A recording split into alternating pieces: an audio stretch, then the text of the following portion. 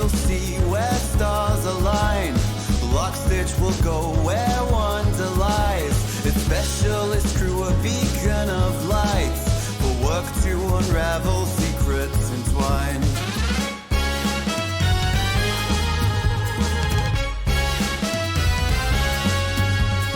Lore with her care and lust for life, turning the cogs in her curious mind.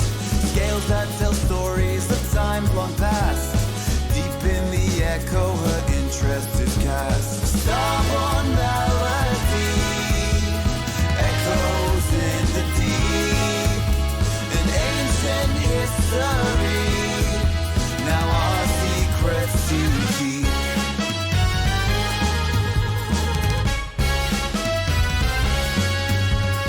Ceylon, a siren with feathers adorned, seeks to maintain her graceful form.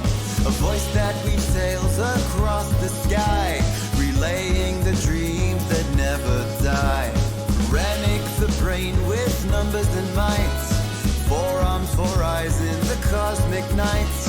Stoic and with numerical grace, in Lockstitch's crew he has found his place. Starborne Melody echoes in the deep. An ancient history, now our secrets to keep.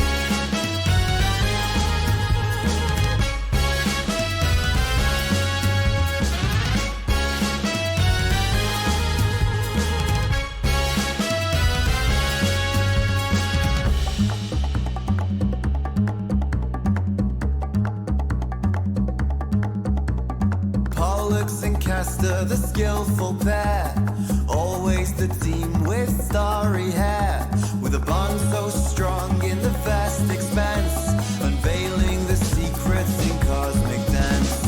Starborne Melody echoes in the deep. An ancient history, now our secrets to keep. Starborne Melody echoes in the deep. An age-old mystery, and Lockstitch holds the key.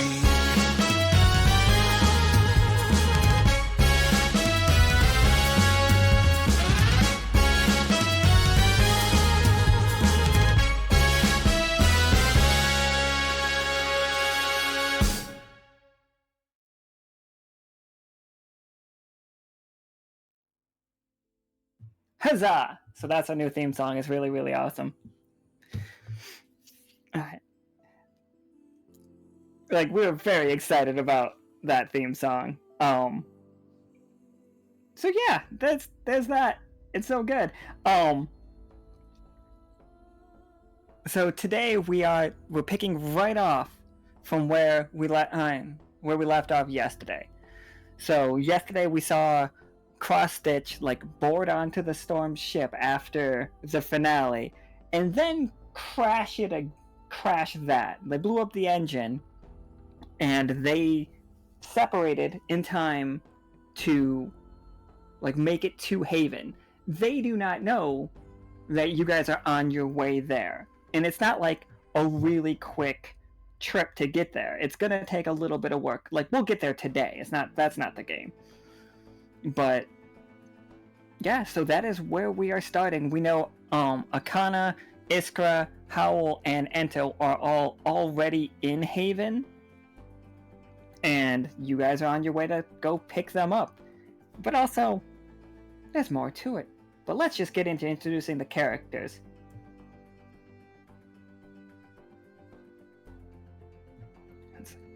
Based on the song, you should know we have Twy playing Ceylon.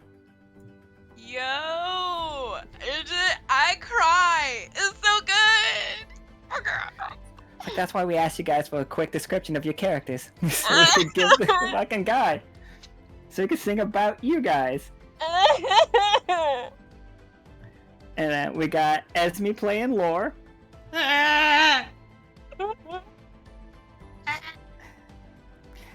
With 4 arms and 4 eyes, we have Imperial playing Renic.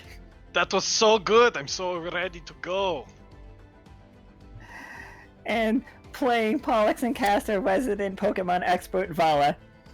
I will check truly. It's like, we loved that so much. Like, I've listened to that one.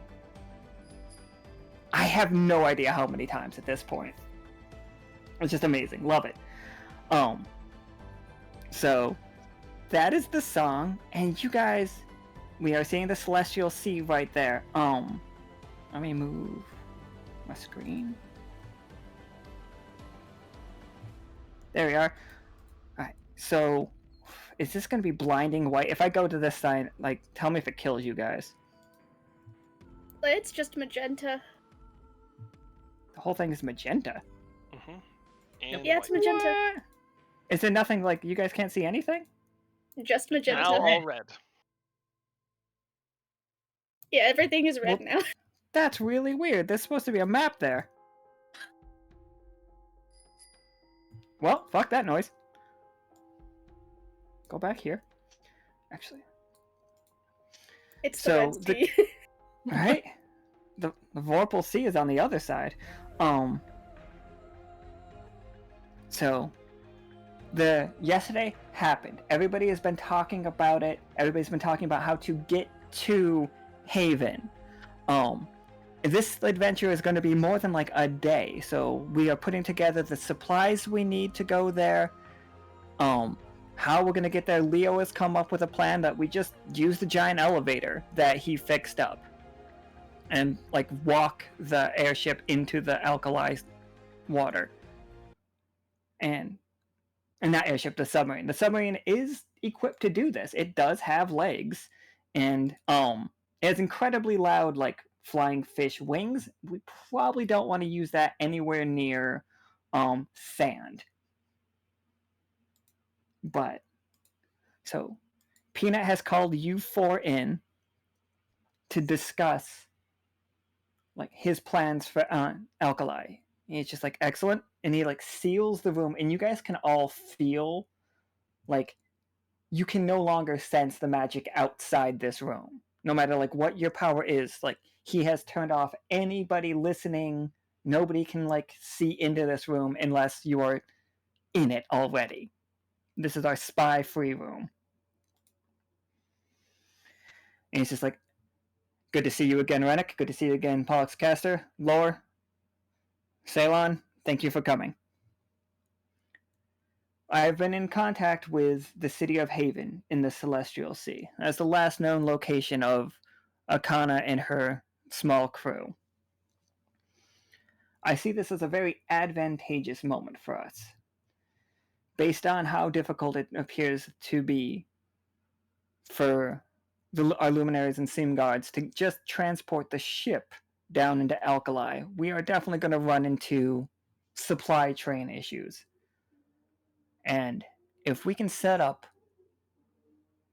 a good connection with Haven, we could more easily transfer goods back and forth between the Celestial Sea and Alkali in order for us to help the rebuilding of that. And he just like looks back and forth at he looks at Ceylon very particularly, and he's just like, we're gonna need to get our wrap up a little bit based on that accursed Channel 6 news. Been really making us look bad out there. As an organization, I feel like we need to get ahead of this. So, oh, that's so cute. I love it. Yes. However, a little ratings war is what gets us going. No, everything's under control. All we really need to do is get more towers everywhere we go, and then we'll blast the waves. And we should allow them in, of course, healthy competition but yeah, no. We've got ideas. Don't you worry.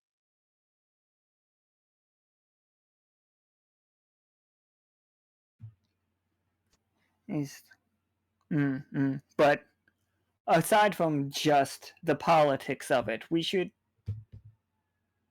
it might be in our best interest to help the folks of Alkali until they get back on their own feet. It's just like, was my thinking. Unless, do we believe that the crew doesn't want to help? This is Alan asking you guys. The crew wants to help the folks of Alkali, right? Or you guys just want to like abandon them? I feel like we would want to help them. Yeah, no, I think the crew would still want to help. Everyone I have spoken to seems to think we have a responsibility to do so. Mm-hmm. And there's a lot of great content that we can get out of it too. So, yeah, absolutely. Whole rebuilding series, move that sub. Yeah. Peanut nods along. It's just like, apparently Haven is something of a trade hub for the Celestial Sea. Like, many people coming and going. As you have probably been made aware, they are strictly no weapons. We are not allowed as outsiders to bring any weapons. We are also not allowed to just wander freely. They have their markets set up and say that we are fully allowed to use them. But they have invited us, and we will see how it goes. But be cautious. And he looks at each one of you. He's just like, please, no coups. Of course. Why? We would never. No, definitely no coups. No coups planned here, or unplanned.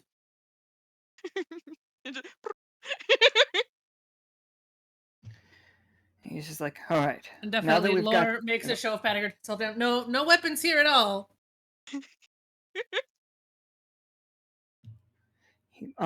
Peanut like grabs up a file and he like sets it down and opens it, and it just looks like sheet music kind of thing.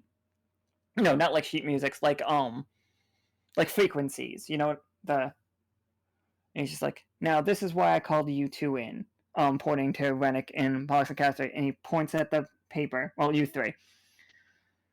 He's like, as you can see, and the frequency that we had to use yesterday to contact Akana was basically the same way that you guys communicated in space, which is the only reason that we figured it out. Like how to use like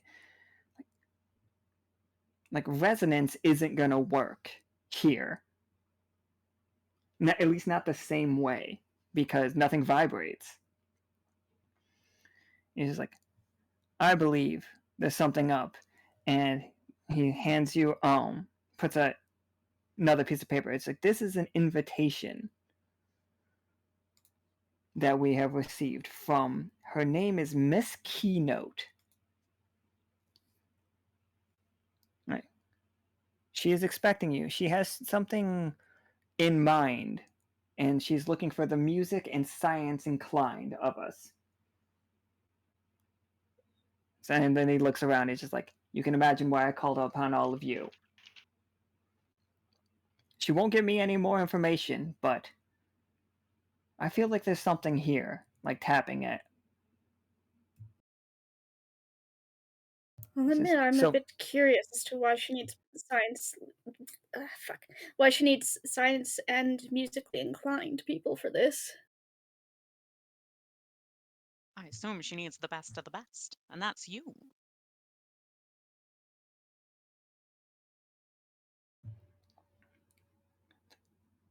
Peanut's just like, I'm unsure, but things are a little different here in this world, and I can only believe the further we get from, and he like vaguely waves his hand around like Lockstitch, then Seasonal, and the Silver Thimble, the further away, the weirder things are gonna get.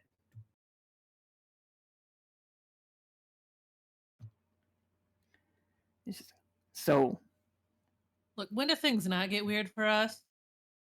It's like, point taken. All right. It's just like, I need you all to make a list of things that the Alkali region is going to need. They will then add that to a list of things that the crew needs to pick up while we are in Haven, we will send them on a little shopping mission. She's like, what might we need for repairs? Like, ask around the crew.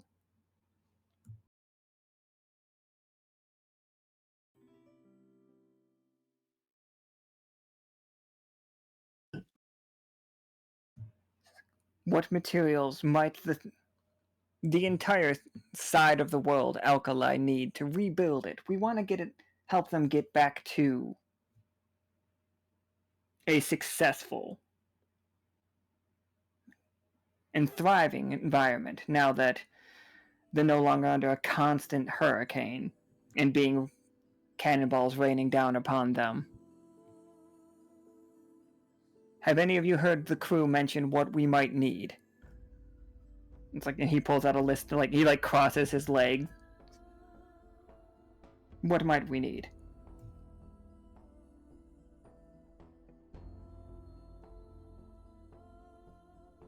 General building supplies seems to be the most common refrain I hear from the other scientists and engineers. Something to actually put the structures back together. He nods. He's like, building supplies. Absolutely. Like, hopefully we are able to find those in Haven. Shipping down that stuff might not be the easiest. And I'm sure they don't. Like, no insult to Dendroid or any of the Neverglades. Most people don't want to build their homes out of scrap metal. It might go a little faster, the reconstruction, if they had some heavier machinery. And so, like, to lure the what's your like mech output of these days?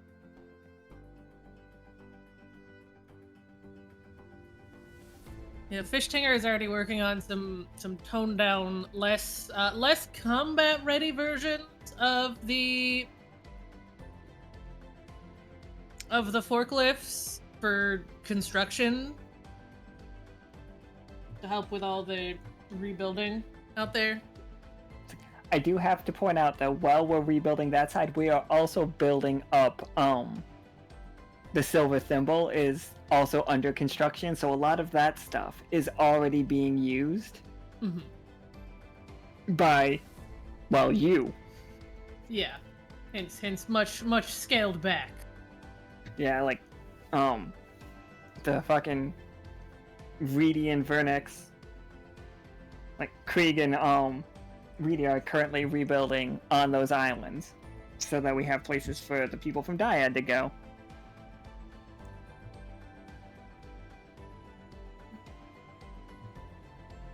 Alright, so building supplies, absolutely. But more than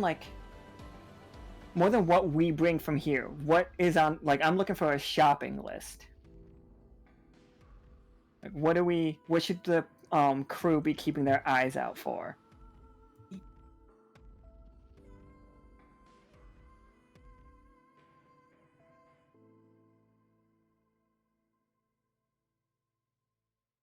That's a great question. A very good question indeed. You're like, I just want more shinies. Anything that glows. Now what you want? not. Yeah, but like, I mean, we can get what's good for the goose and all the ganders. It's yeah.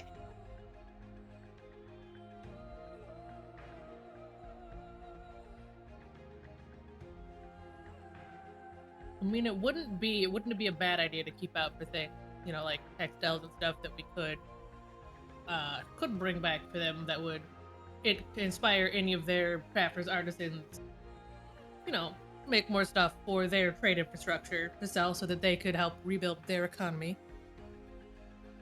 Help them branch out, make their own trade agreements. Give them confidence to rebuild themselves. Yes. I mean, to Pollux and Castor, communication is always key, so definitely keeping an eye out for newer ways to keep in touch with others. I suppose even more basics than that, it would be food for the new influx of refugees, fresh water, medical supplies. Right? Like grow lights and water filters kind of situation, which then like filter systems. What is a better filter out there? Like we saw something out in the the sticky dark gross sea. The Sicken Sea? Oh, you Yeah, mean so the gross. magic thing that you literally gave to the vampires and now they are using? Yeah. We could probably Cool. find another. Where did they find that? No, Right? Like, where- you found it. You yeah, stole it from ancient technology. There's right, not another one. That's it. technology. Where That are was it. That's it. Where are the mines of the sticky note gross rock? Right? They weren't mining. They. Ugh. So where find? Where it just if somebody goes back there, right? Keep an eye out for I don't know. I just, a mine. Look further. What? Either. Gosh, do we know what we're doing with that? Either that's I know that's a separate problem, but like, do you have an Oh update no, like on the cleaning of that? there's been no contact at all with the folks of Obsession. Like they have, it's complete media complete blackout from them. Like they don't even talk to the fairies around.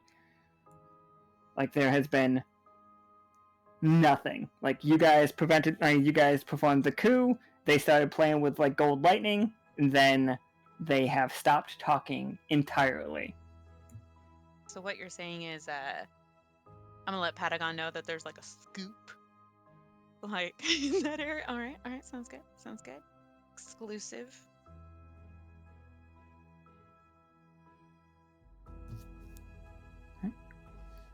And Peanut like sits up with his list. He's just like, all right. So please, we're gonna send you to Haven. Like, be on your best behavior, please. Like, we're gonna send as many of the crew that want to go. Keep them on their best behavior. It's like, Of course. thank you. I'm not looking for another fight. I'm not looking to start. Like, we need their help.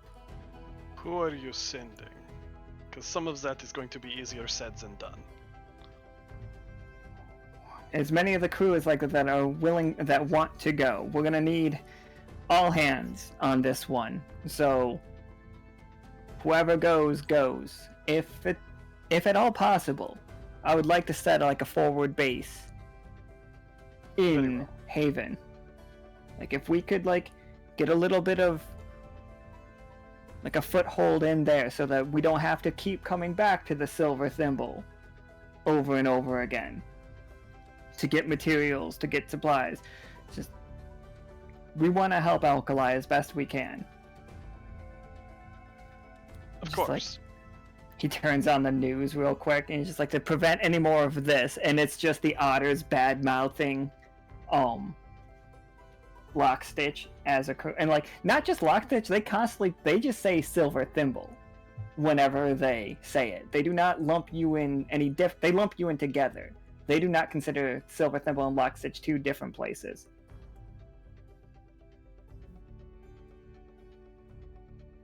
Really leaning on like the place, or really leaning on the people?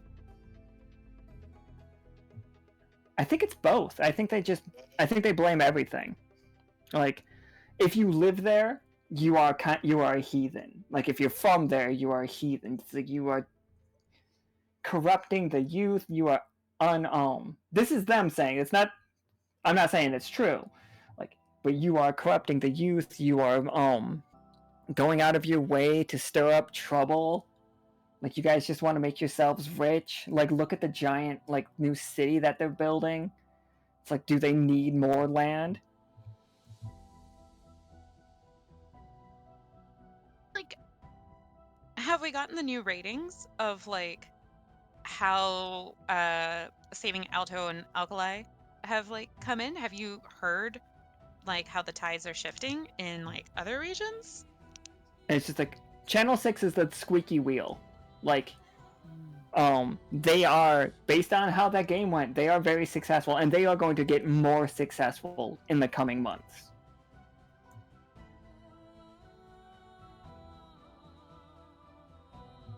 None of them have been shot on the camera. That's months away.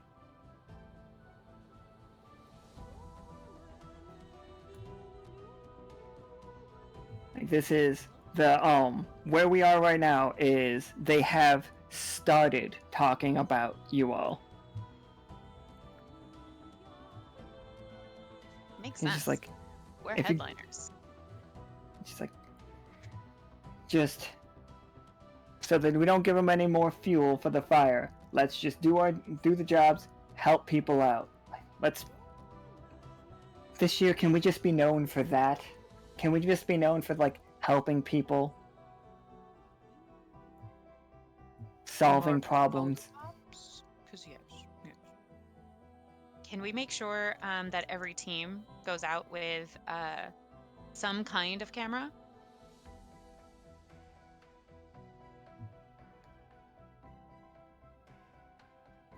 Or No, recorder? absolutely not. It's like, How? no, just we can't record everything we do. No, not every. You just said every team. Well, every team would have access to one. So if there's like a really good photo op situation, you're the one out here saying that we need better PR. Give us the tools with which to do that. That's what we've been harping on for a while. Krieg already spent the whole budget on his detective and his documentarian. Like, that's it. Like, that is the narrative. We're going with that. That was up to him. Had nothing to do with me. That is the silver thimble. We are Lockstitch. We should get our reputation by doing good, not by making it look like we are doing good. So like flyers, pamphlets kind of thing? Maybe just like a little paper kind of paper trail? So just a little something. Peanut shakes his head. He's just like, we don't need better PR. We need to do better. So better training. Well, what are we doing at the academy? Why are you worried? Why is Renic worried that some people won't act accordingly or appropriately, and some will? When you say all hands, why are we nervous?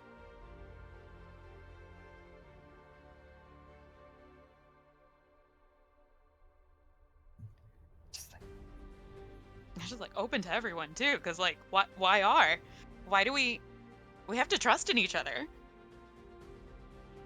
I absolutely trust that the crew will have the best of intentions. Some are more reckless in their pursuit of what they think is the right thing to do than others.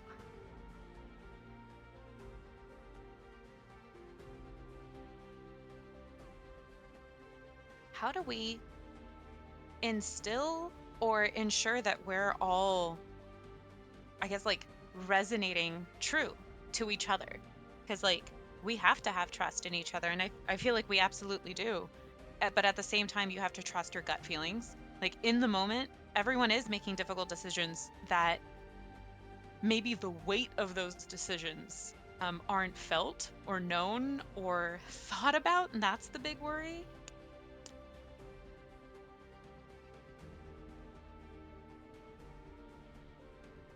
So how do we share that with Haven? How do we show them that we are not hostile other than showing up with no weapons? Which, really? No weapons? Peanut looks at you and is like, I swear to you, Ceylon, if you bring weapons into Haven, and he looks at all of you, if any of you bring weapons into there, when they have strictly told us not to, and like, if this will go out to the crew as well, that I will be forced to discipline you. And it's just like, that is not corporal, that is not a physical situation. It's just like, I will demote your ass. It's like, if you cannot follow those rules, he stands up and he's like, Peanut's like, he like points at you all. If you cannot follow these rules, then you are not capable of this mission. Let your further crews know that we need to set some precedent here. We need to show other cities that they can ask us for help. They can contact us, and we will follow their rules. It's just like, our problems with Yoke have begun to get a little out of hand. What with the theft? This is like, I understand that Midnight believes he had his own reasons, but that is causing us great strain on a very nearby trade partner. And it's just like, and then Tomb Squad and their full upheaval of the way that their Adventurers Guild works. And it's just like, I'm not saying what they did was wrong, but it is causing us problems. And not to get started on Hymnal. And yeah, we have friendly neighbors. We are friends with Dendroid, Hammerpaw, and Happenstance. But we got both of them roped into this situation with Alkali. Whether or not we meant to get them involved, they are involved because of us. And like Channel 6 News is going to go after them for just being associated with us. So we have to make being associated with us a good thing. I'm gonna look to each other, like to the others, but then we are so lucky to have you. Since you have come on board and you are able to see, like, where do all the reports go? Like, as an officer, I am overloaded with build more towers, make sure our souls don't dissipate into the ether. Like, I can't pay attention to every single little thing. And so having somebody else to report to to submit our reports, who can synthesize all of this information and see the damage that we're doing at a higher level, we are so lucky to have you. So thank you for instilling some kind of just core values and direction. And that is gonna look to like Renic and Lore and Pollux and Castor, like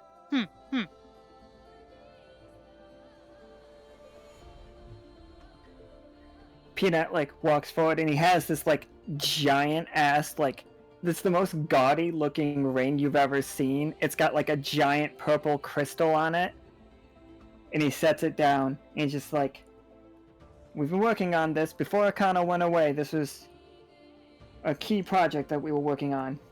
And he's just like, Ceylon, keep this on. As long as it's on, if we can keep everybody within a mile or so radius of you, then they will not be at risk. You will count yourself as a temporary tower.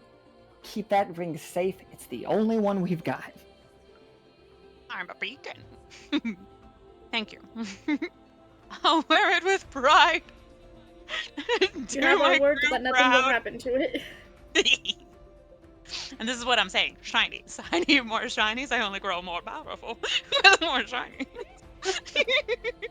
I mean, the crew is powerful with shinies. They should keep an eye out for shinies.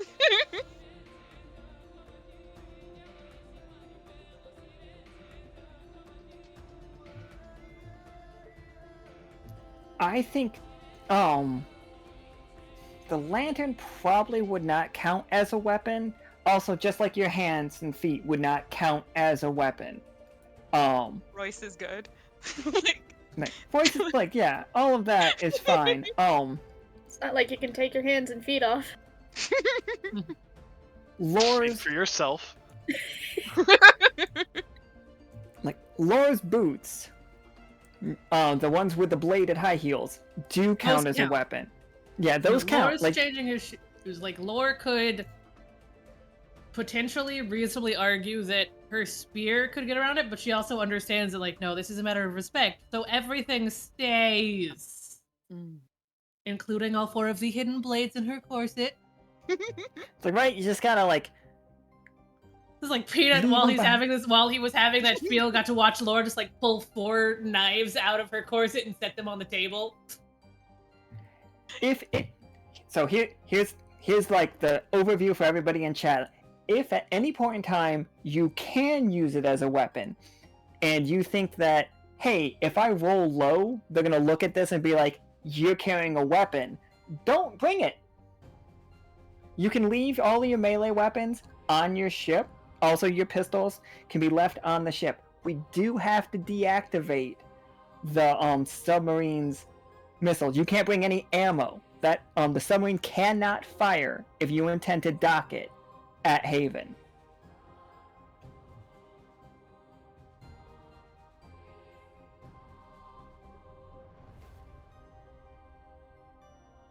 So, like, that's basically it. Haven is a haven. Understood. Maybe don't use your magic as a weapon when you're on Haven. Just risky. Who is it a haven for? Yeah. Or from? Oh Do yeah, we know more? yeah, absolutely. Ask questions about Haven, and like Peanut like pulls out his dossier. He's just like, excellent. Haven is apparently, it is the southernmost city, and he like puts on a projector.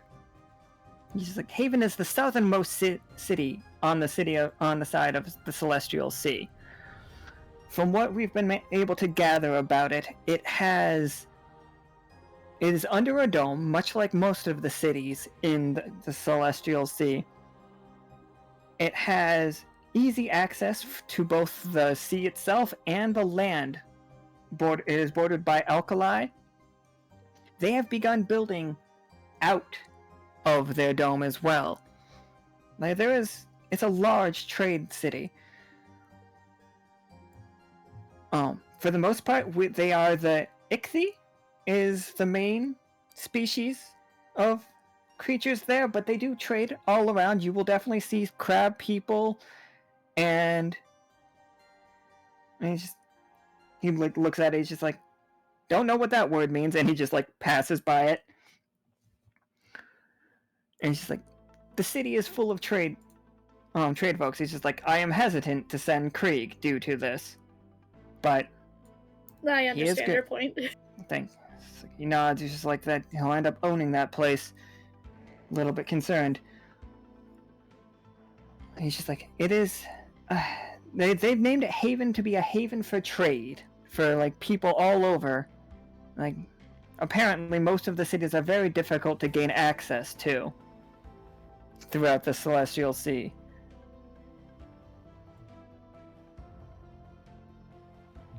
They have. Oh, go ahead. Is that something we are interested in doing? Gaining access to the other cities? Yes. Only if it comes up as mission relevant. Like, if they send an invitation, I will expect you four to make introductions. Is that okay with you all? Yes. Very well. It's just like, mainly, I want a forward operating base as close to Alkali as possible, whether it is within the city limits or just outside the city limits. I would like to be on good terms with them. In Haven, specifically. I would love to study this strange resonance. And Renic, if you've been looking those over, like in the background of the frequency thing, there is an echo of a sound. You know what I mean? Mm-hmm. There is something back there. You just like, whatever you have at this distance, you can't listen in close enough. And it's just like, but it reminds you of space for sure. Absolutely. Like, it is I think it's the same sound that, like, if you left your the radio on to listen to just outer space and to see if anybody out there is like looking to communicate, like an open frequency. That is what the echo is. Interesting.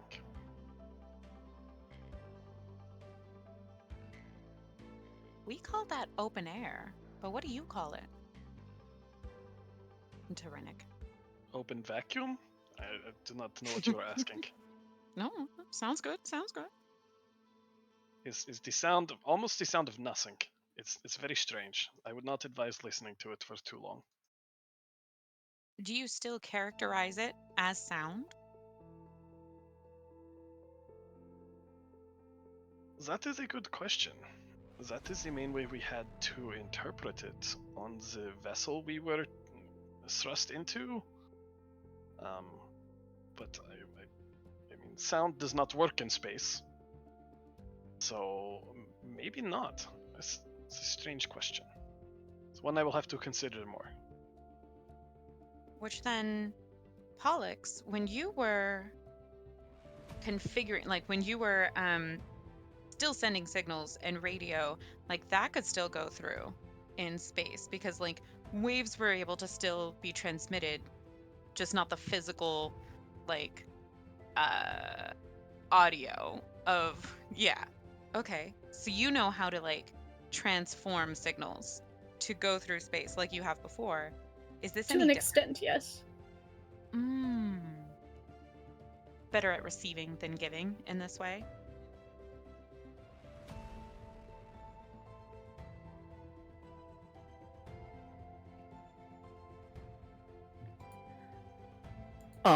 Peanut's just like, let's get to it. It's better. You guys will definitely have a better handle of it once we get you there. And it's like, prepare the crew, prepare yourselves. We'll launch as soon as Leo's ready with the plan. As soon as the officer Leo is ready with the plan. Very well.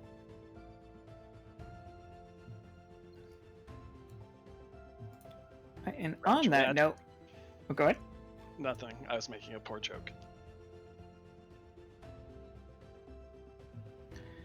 Alright, Leo, are we ready to take the fucking submarine down the giant elevator?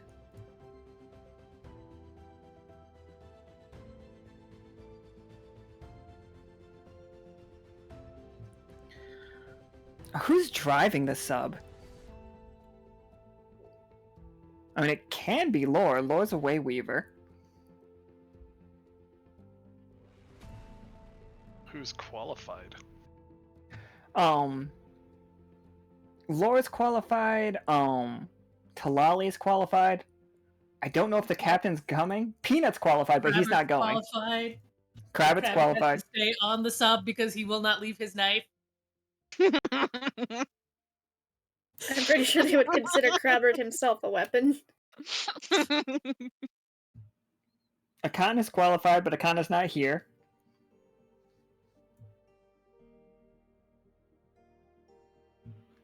It does make the most sense if Lore and Kravit are both just piloting it.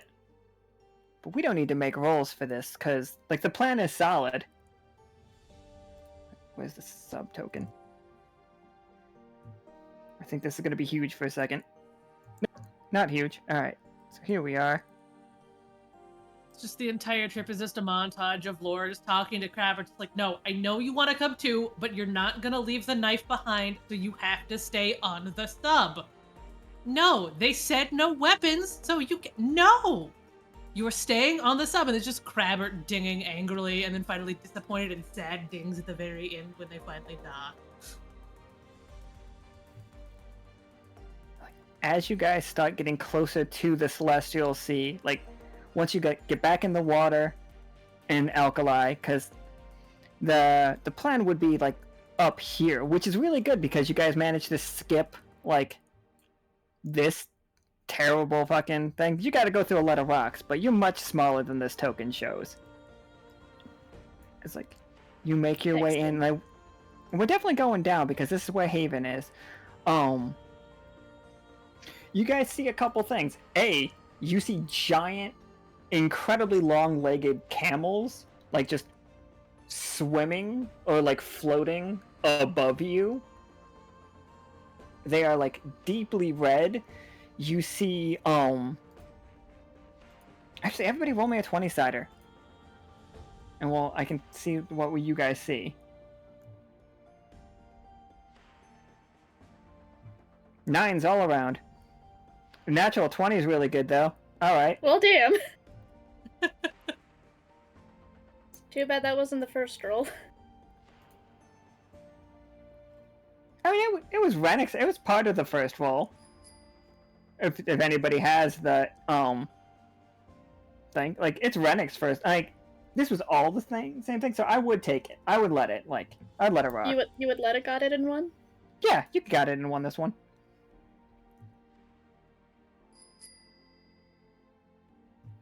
I think Vala has the... Yep. Got it in one. Okay, so everything we do is more successful this time. Like, Woohoo! tough choices are going to be easier. Successes are better. Triumphs are amazing. Failures are still failures, and catastrophes are still bad, though. It's just everything else that's better. Everything else is better. So Renic, as we are crossing it, when do you want to, like... Do you want to get more information from Alkali, or do you want more information once you get to the Celestial Sea? When are you really studying? When did that 20 happen? Definitely once we cross into the Celestial Sea. Yes, alright. So let's cross into the Celestial Sea. Whoa. Like, as you start, like, it is definitely water. It's salty, somewhat murky, and, like, there is, giant shadows outside the submarine, as you're, like, going through Alkali. There's definitely a moment where something is so large that it takes an hour or so of just travel for you to get out of the shadow of this thing. Like, in the ocean. This is not a short trip. You guys are going hundreds of miles.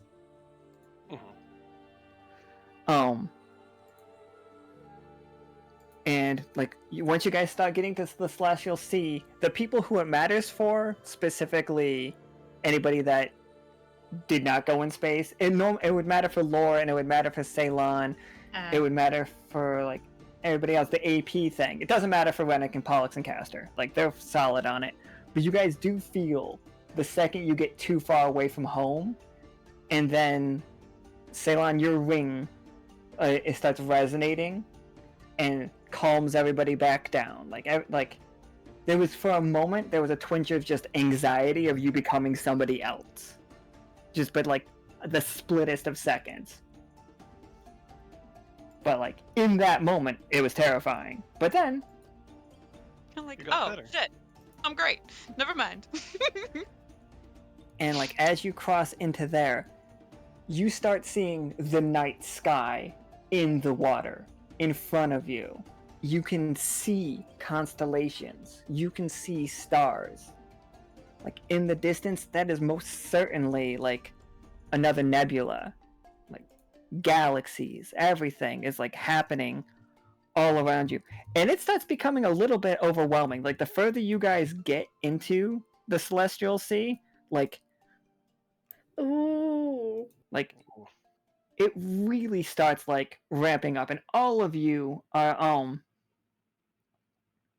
like, everybody's seeing it and feeling it. Like, in the water, the submarine starts losing gravity a bit. But you're 20, Renic, the resonance, you are starting to, like, feel, like, on the readings, it feels like there's, like, parts, there is some constant, like, background track. Like, you can hear the beat of something, you know what I mean? Mm-hmm. But, like, there's nothing else to it. Like, there's no other parts there. Like, and the beat is getting louder the closer you guys get to Haven. It doesn't become more filled out or anything. It's just a constant repetition. And it's not, like, annoying or anything like that. It's just ever present. It definitely feels like somebody's trying to get something started. Like when you go to a concert and somebody's doing the, like, the bam bam clap thing, and then imagine nobody else is joining in. Huh. There is definitely something back there.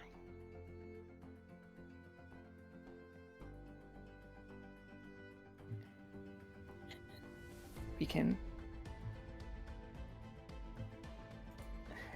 It's probably been, like, a day or so of travel for you all. Like, you guys have all been, like, cramped up in the sub for a little while. Not like a crazy long time, but you start to approach Haven, and here we are, guys. This is gonna be Haven. Look at all the fish people. That's what I thought they were gonna be with the name you gave them. And as you get out of your out of the sub, who gets out first? I think Lore gets out first. Lord, definitely. As soon as Lore pokes her head up and out, it's like a roaring cheer. Like everybody's like, yeah! And it's just like they're clapping. They've got a banner up that just says "Welcome Lockstitch." And What a lovely welcoming committee. For the record, they are all wearing suits. Like, all of these people are just like cheering, wearing suits. They definitely look like, hey, what if a person had a fish for a head? Just straight up fish for a head.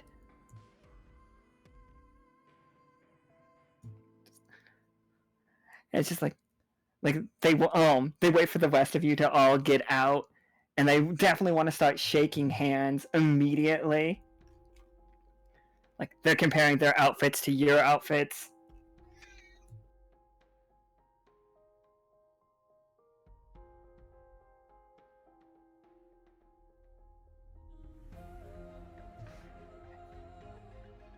So, coming up to... This is Coraline. Coraline, sorry, my bad. Walks up to Lore, and she sticks her hand out, and she's just like, it's a pleasure to meet you. Lore takes her hand and shakes it, and just says, the pleasure is all ours. And It is most certainly just a fin, for the record. Ah, her fin. Takes her fin and shakes it. She's just like, excellent, excellent. Oh, we've heard so much about the Wanderer crew. I was so excited. Not Wanderer crew, sorry. We heard so much about Lockstitch. We're so excited to have you on board. Come on, come on. And it's just like, she goes up to Ceylon to shake Ceylon's hand. And so, this is Coraline. Wait, I've got all their names right here. This is Miss Waveheart. She goes by Miss Waveheart. This is Silverfin. This is Lil Mikey. I love Lil Mikey. Lil Mikey's amazing. Lil Mikey. I feel like Lil Mikey will give Krieg a run for his money. Lil Mikey. Lil Mikey's my favorite. This is Nubbles. And this is Buttles. What about the guy next to Miss Waveheart? That's Steven. Perfect.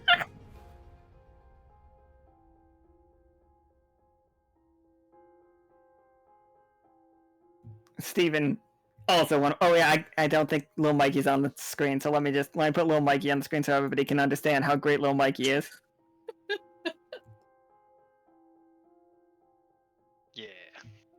There's Lil Sometimes I have naming conventions. No, absolutely not. He is Steven. Steven. Steven. He looks like a Steven. He does look like a Steven. He does look like a Steven. Not Steve. It's like some of them fish pun names. Some of them, nah. Is it VEN or PHEN? VEN. Okay. It would be Stefan. Like, how dare. Stefan. Stefan.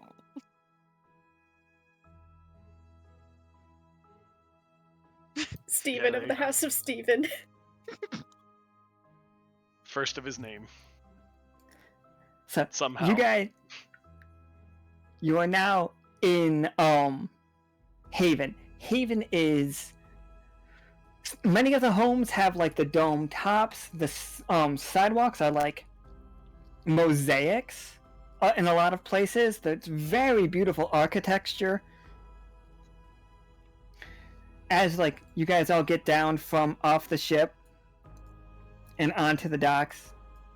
Silverfin is just like, we mean no offense to you. Your reputation, of course, precedes you. I will be needing to pat you down. Of course. Understandable. We were briefed about everything before we came. Of course. Excellent. We'd like to keep our city as safe as possible. And you're like, it's really just a cursory like pat down. It's not even like, if you were hiding a weapon, you still could hide a weapon. Like, it's just really formality. And Miss Waveheart walks over and she's like, is everybody good? Does anybody need any, like, food? Do we need to stop and rest? It's like, we have a whole tour planned for everybody. Well, not for everybody. We have a full tour planned for you four. The rest of your crew may come aboard and take in the sights of the city and do some shopping. Your friend, I believe he was named Cashew, told us that, was it walnut? It was one of the nuts. Peanut. Oh, peanut.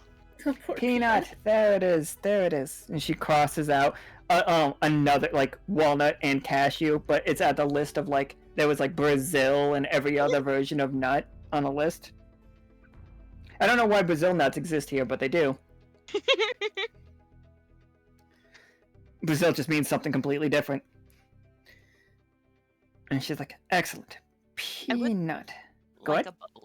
a bubbly water, something. My tummy, it's been rumbling ever since we like crossed over. I'm just not. There's a lot going on. Yeah, maybe just a seltzer. Absolutely. Little- We'll walk. little something. Let's head on through the market district and grab ourselves a snack. We can show the crew where it is and stuff. Excellent. And she's like, this way. And Coraline and Miss Waveheart are the two that are going to be leading you through more of the city right now. So here we are. We are in the market district of Haven, and it is full of shops, but none of them feel like particularly sleazy, you know what I mean? It's all on the up and up. Miss Waveheart goes and grabs like some carbonated water for you guys, and she's like, here you are, and she just hands it like, this is a local specialty. It is basically salt water with cucumber slices in it that is carbonated. It's not salty enough that you can't drink it, you know what I mean? It's full of electrolytes. It's got what crew needs. Do plants crave it as well? She's like, no, the plants don't tend to enjoy the bubbly. It took us a lot of time to get all of these plants up and going. It's just like a lot of this. And she motions around. A lot of these plants are from the, shit, did we name it?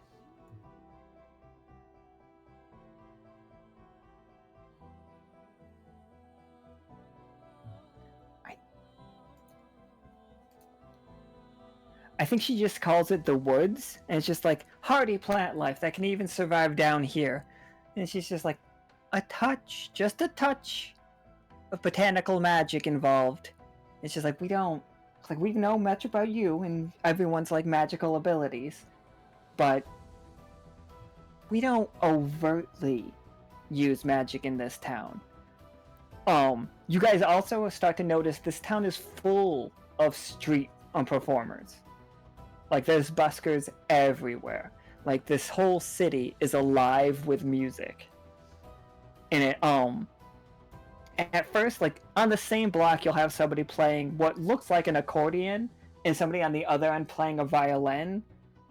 And they're playing two different songs, but if you stand perfectly between them, it sounds amazing. Like, it's so lovely.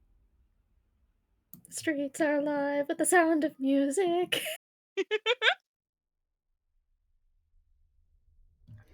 But what are you guys grabbing the snack on? And crew, what are you guys looking at the shop? And here is the part that I will let you guys know that Soki, Leo, I think if Akana's here, Akana, Professor Winter, those four in this situation are your merchants. Like, in the chat, go ahead and RP with them, like, looking for items. Like, they each have their own shops. They have things that they can sell to you to help out Alkali. Tell them what you're looking for, and they will tell you what they have. You each have money. Just like the vague notion of enough to buy a thing that helps. If you guys want to pool your money and get a lot of stuff of one thing that helps, absolutely. So, that's the plan. Like, they have pretty much full control over what they're selling you.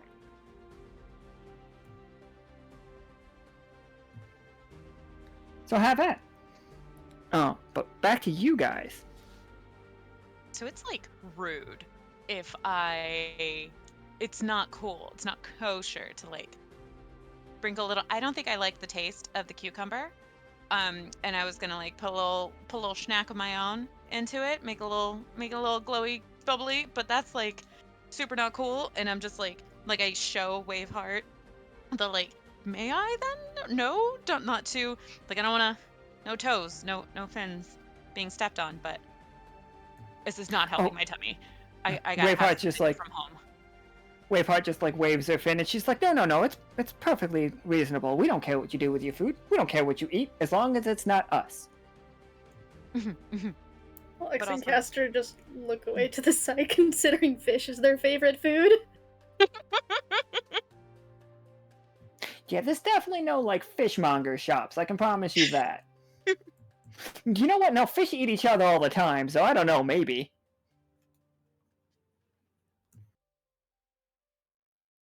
Even if there was fish, I feel like Pollux and Castor would feel really bad about trying to find a fish dish, considering all the people are fish. But can I eat you? Are you like on the menu? Because like you also look like a snack. Like, it's just... Are you like flirting with them, or?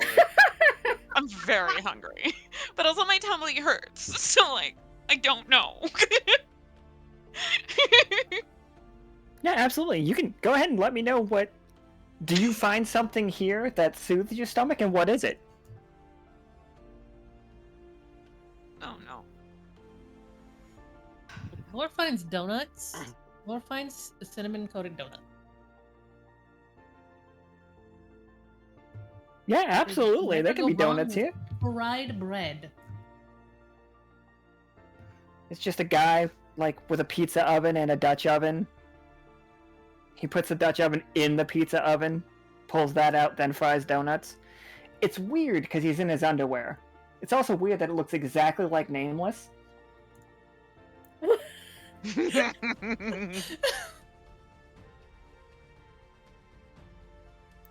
think if food-wise, Pollux and Castor would probably find two different booths, because Pollux likes spicy, Castor likes sweet.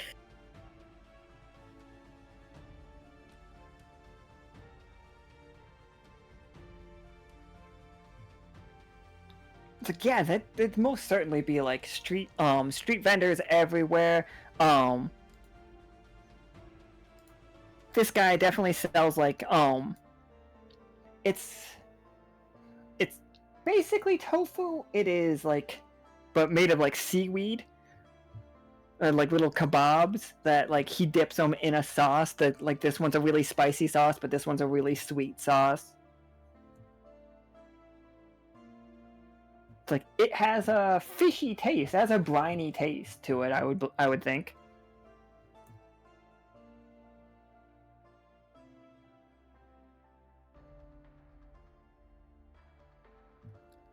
They have just straight seltzer water if you think your tummy needs that, Ceylon. When you go to like a new place and you have allergies and they're like, hey, have some honey because it's local, what would be a good like, but fish, not bees, but fish? And yeah, it's like maybe that'll help like ground me. Because that traveling with that beat, I don't know. I don't know. There was a lot of, it was a long trip. With the burden of being a beacon, and that's great, like, but at the same time, that drumming was it was a lot. It called. So but I gotta stay. So what's gonna keep me here? What's Oh, the drumming is coming from Haven. So the rumbly's getting more tumbly then. So like we didn't pass it. This is okay. So what's good for that? Like a cracker? Like what?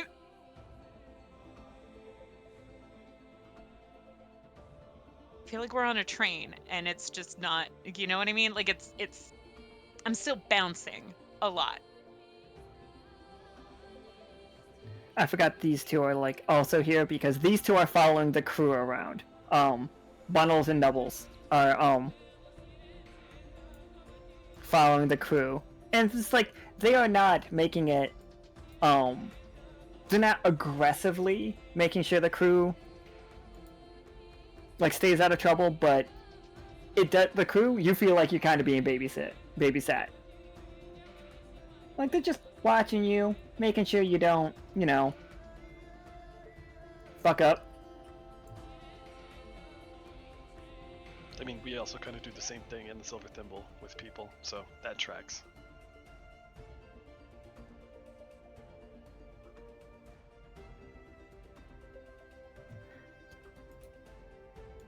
So like after you guys all have your snacks and stuff, you guys can look around, like ask me any questions you guys want to about Haven. We'll walk around the city.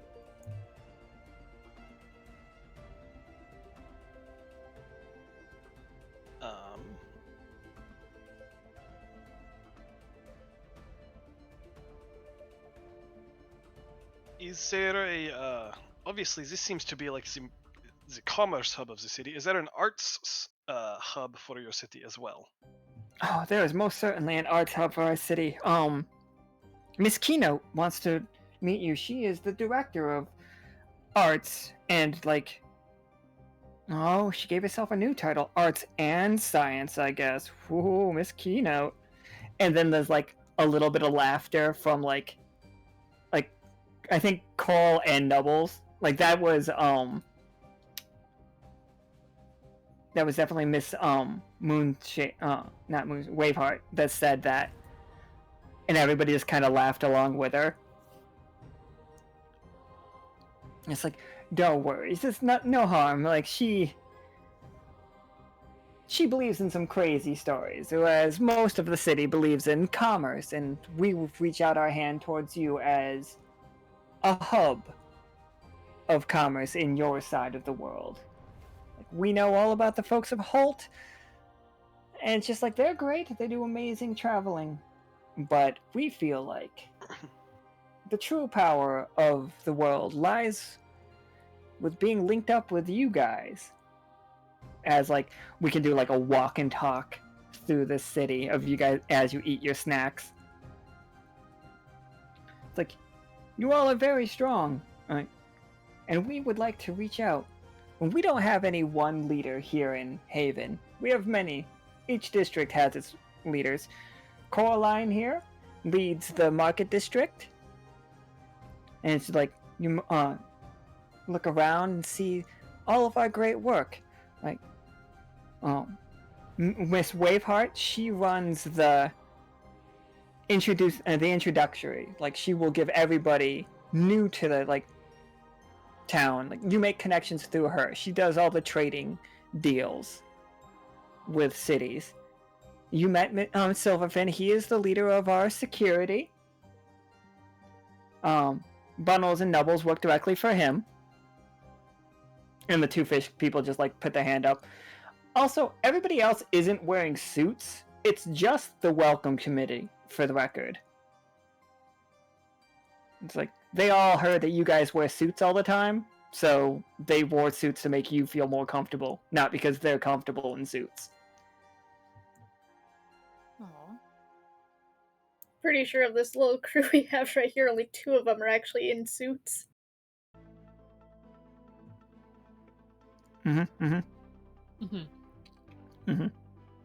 But so they're showing you around like now. Ceylon.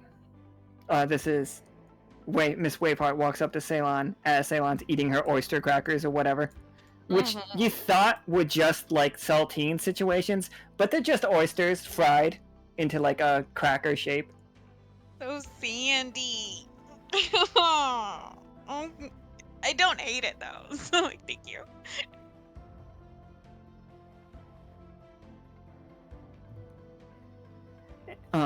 She's like, now we've heard all about this wonderful thing that you are doing with broadcasting moving pictures.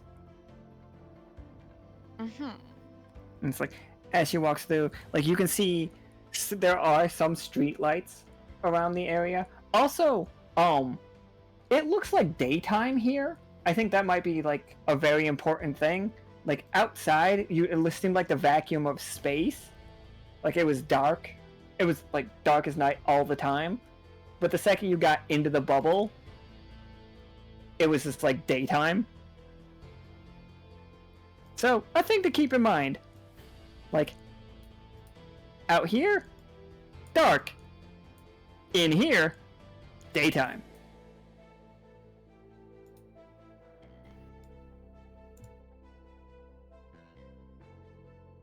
It's just like, we would very much like to get in on this. Do you think we can have a conversation about setting up? How would we broadcast? How do we get in on this? We've seen the otters get in on it. We've picked up some of their signals. Very interesting stuff. They don't say kind things about you. No. All press is good, friends. Is it true that you corrupt pups? What kind? What? That you are currently trying to convince the world to, follow your one way of life. Just like you want to take over everything. Is this true? There's no one way of life. There's no one way to harmonize with all that is around us. Would you ask someone to only dance and sing to the rhythm of your own beat? My tummy is hurting. Where will we end up? Where can I lay down? Can I lay down here? Where do you have more? Continue. If you guys all need a rest, we can take you straight to Miss Keynote. Mrs. Keynote, is that what you would like? Gonna look to Lord. Do you want one more place? I could do more. I still have like half a bag of these crackers. It's holding me, but like, we definitely can talk. One more. You wanted arts, Renic? Did we want to like go through like a gallery vibe? I mean, I could see a gallery. I could roll in for a gallery. It was just more curiosities than anything.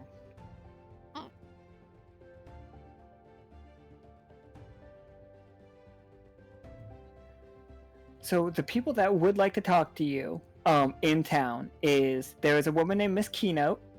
And Mrs. Keynote, she would love to meet with you all. She leads the art and now art and science section of the city. Mr. Silverfin would be interested in having a conversation with you all if you are down to talk to the head of security.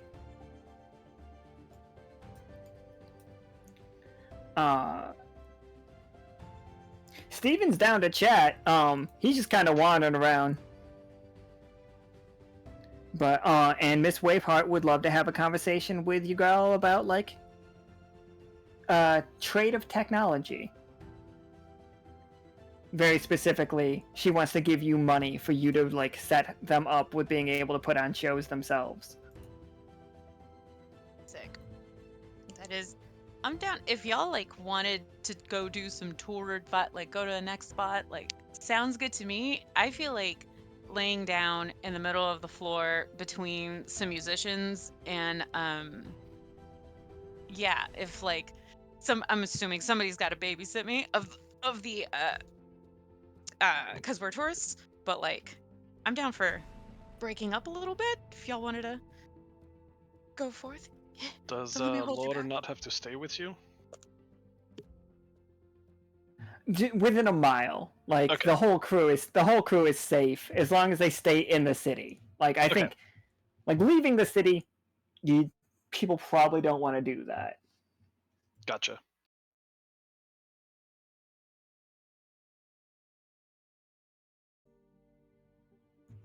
Yeah, but no one's planning on leaving the city. I sure hope not. Agreed.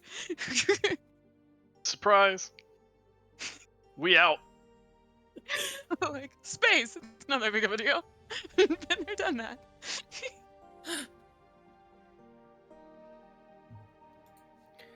I can Lil Mikey would be happy to walk you guys through just like the art section on your way to meet with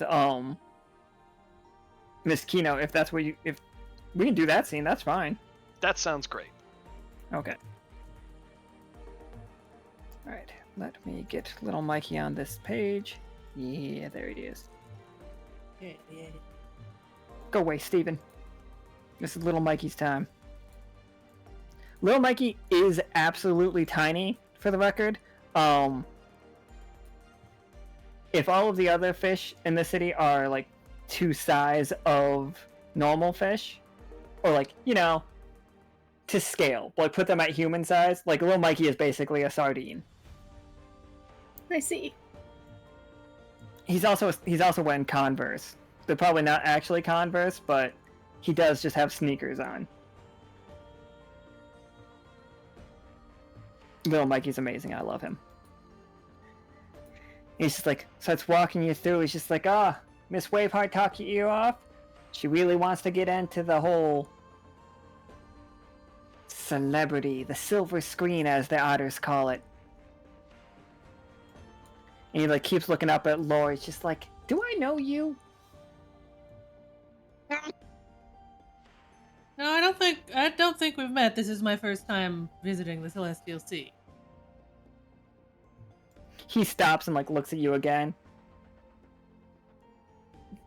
You don't have to lie. You could tell me if you've been here before. I mean, you look really familiar. I promise I'm not lying. This is my first time in Haven. Oh, you got family from the Celestial Sea?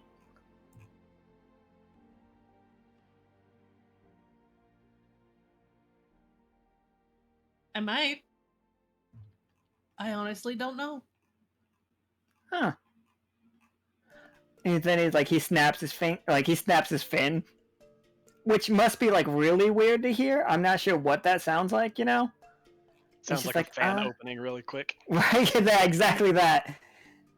Instead of snapping, he just does that one thing where like flicking your wrist and snapping at the same time, but no snap, just like letting his like fin bones clack together. I don't know if fins have bones in them. I don't know a lot about fish, everybody. I think they do have bones. Nice. So I know everything about fish, people. These have bones regardless. Yeah, these guys have bones, whether you want it or not. And he's just like, okay, well, here is the art section. As you can see, we are very like keen on mosaics, and you do see it all along the walls. Like every like surface is kind of telling a story. Like, and it's just like, we'll redo them every once in a while.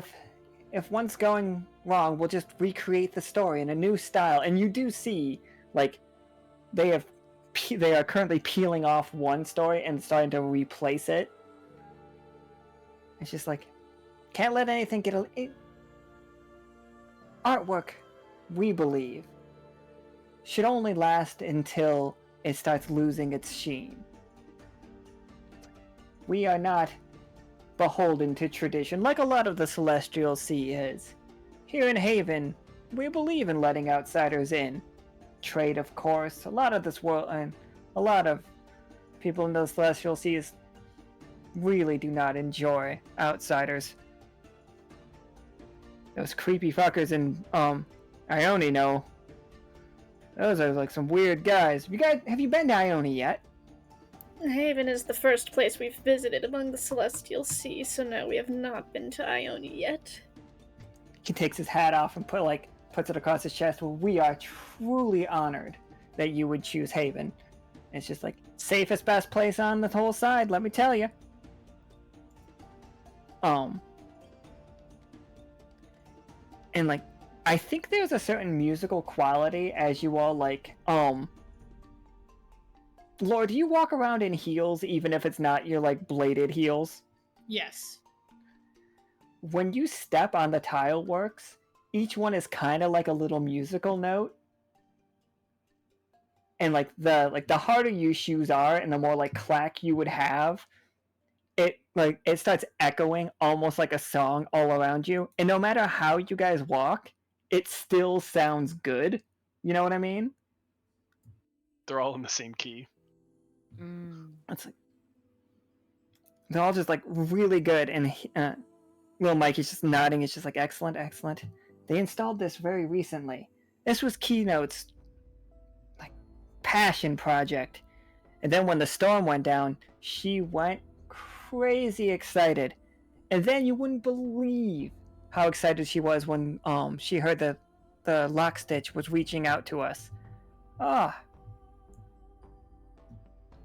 It feels like we're not that far away, but we don't travel north, you understand. Bone Meal is a terrible place for us. We don't trust them up there.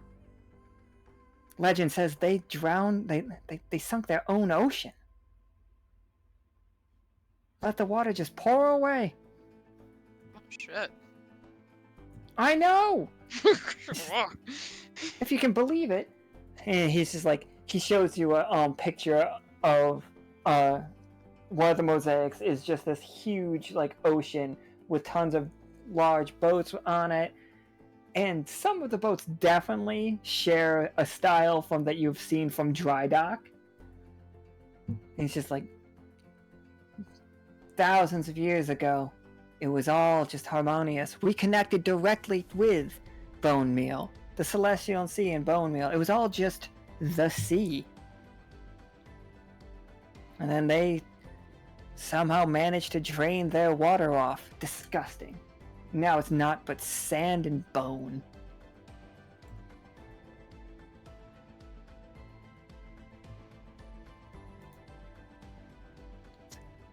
It's like, have you been to Bone Meal? That was the place with the worm people that had the holograms and stuff, right? With all the lightning? Oh no, that's Fulgur Light. Fuck. Or like Bone. Cass is Oh, go from- ahead. Cass Yeah, is from Cass is from Bone Meal. from Bone Meal. Yep. Yeah. Some We have, cowboys. we have seen Bone Meal, and when we went to Digburg, when we went to Plumbob, when we've gone to Dry Docks. Did there used to be music in Bone Meal? Because I don't. What? Do y'all know of that? If that. I never thought of them as having an ocean before.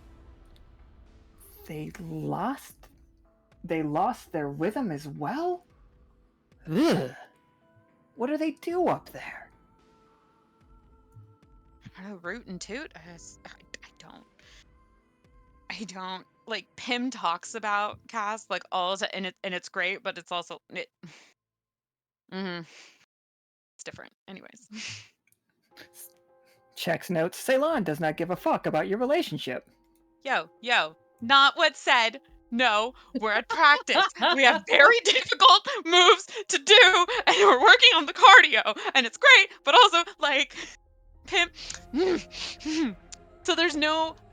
Do you have records of some music before? Like, they may have lost it, but do you have it? Just change. Go back. Subject. We're here. This is. I'm like, only have like a quarter left in this, like, oyster bag. So, like. I It's didn't like, oh, realize of course that, we like, have. Damn. Not gonna call me out. Okay. Keynote it assures us that all of the music that we once had, like, she's sure that all of these songs are golden somehow. Like, She like little Mikey walks you to another one, and this mosaic is showing like a rainbow top, like a gradient rainbow, and then it looks like a stairway into the rainbow. It's just like the old legends. The old legends say that once the Celestial Sea connected all of the Echsahedron, everything as one. You could as easily make it to the seasonal side as you could walk through a doorway. Just everything was connected. Haven was the hub of all trade. But we lost our rhythm.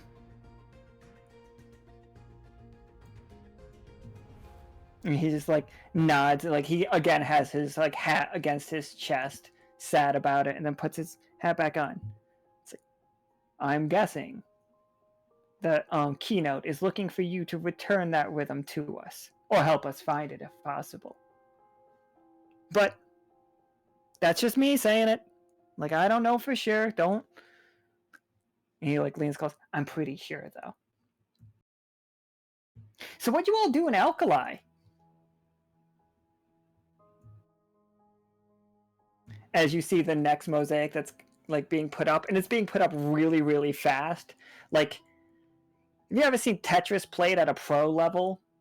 Well, all those pieces just kind of fly into place. That is what's happening with a mosaic. Somebody is just like rapidly putting it, and you see what it looks like is multiple towers falling out of the sky and a hurricane being like blown away.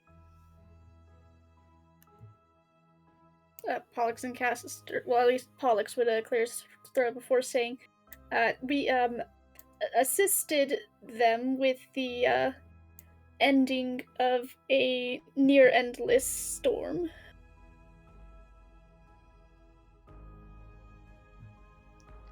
He nods. He's just like, we remember a time when that storm wasn't there. And he points to another mosaic. It's like, this one's an old one, but like it's still pretty nice and like clear. Like you can see, you definitely see what Turmeric's outpost looked like before, like the storm like wore it down. And then like he points to another one, and that one is Dulce, like the city. And it's just like, it was a wonderful city. Some of our finest craftsmen came from Dulce. But, sadly, now it's all covered in salt.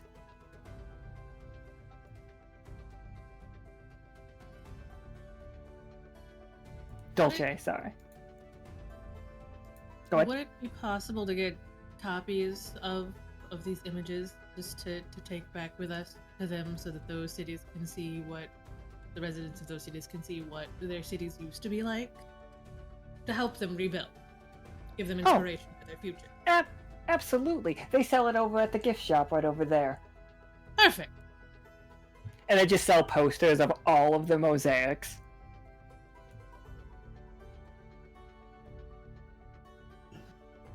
Yeah, that's awesome.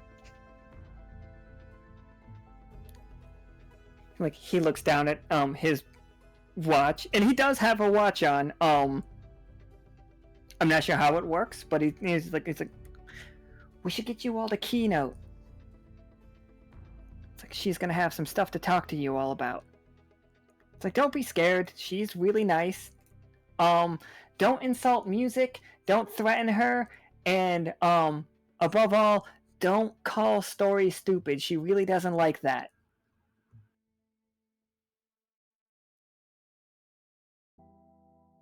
Those seem like the most silliest things. Like, we would never do all three of those, but okay. Just the easiest bar. Like, gonna set it so low for us. All right. I'm glad you have no idea how happy Silverfin. Talk to her like a person. Don't call her ideas dumb. And don't threaten her with weapons. She's not the leader of a city, but she's a very prominent figure, and we have heard you all might have problems with authority figures. Who'd you hear that from? The otters? Again, And the otters disharmonious. are a big part of it. We know some folks from Alto were visiting us before it came down. I think that they would have a word or two to say with you about that.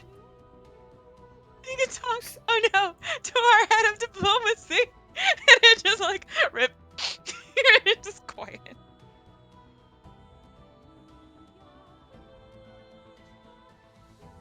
It's like, well then. He walks you through a room, and you hear basically like organ music playing. And sitting at her organ / musical instrument is Miss Keynote. She's amazing and I love her. Excellent.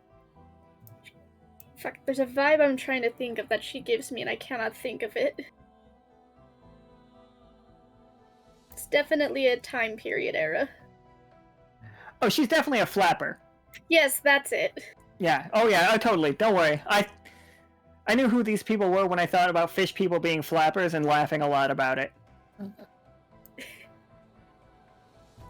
It's like they dress for the Roaring 20s. And as like you all come in, she's just like, excellent, come in. I've been waiting and wanting to meet you all. And she looks at Ceylon and she's like, oh my god.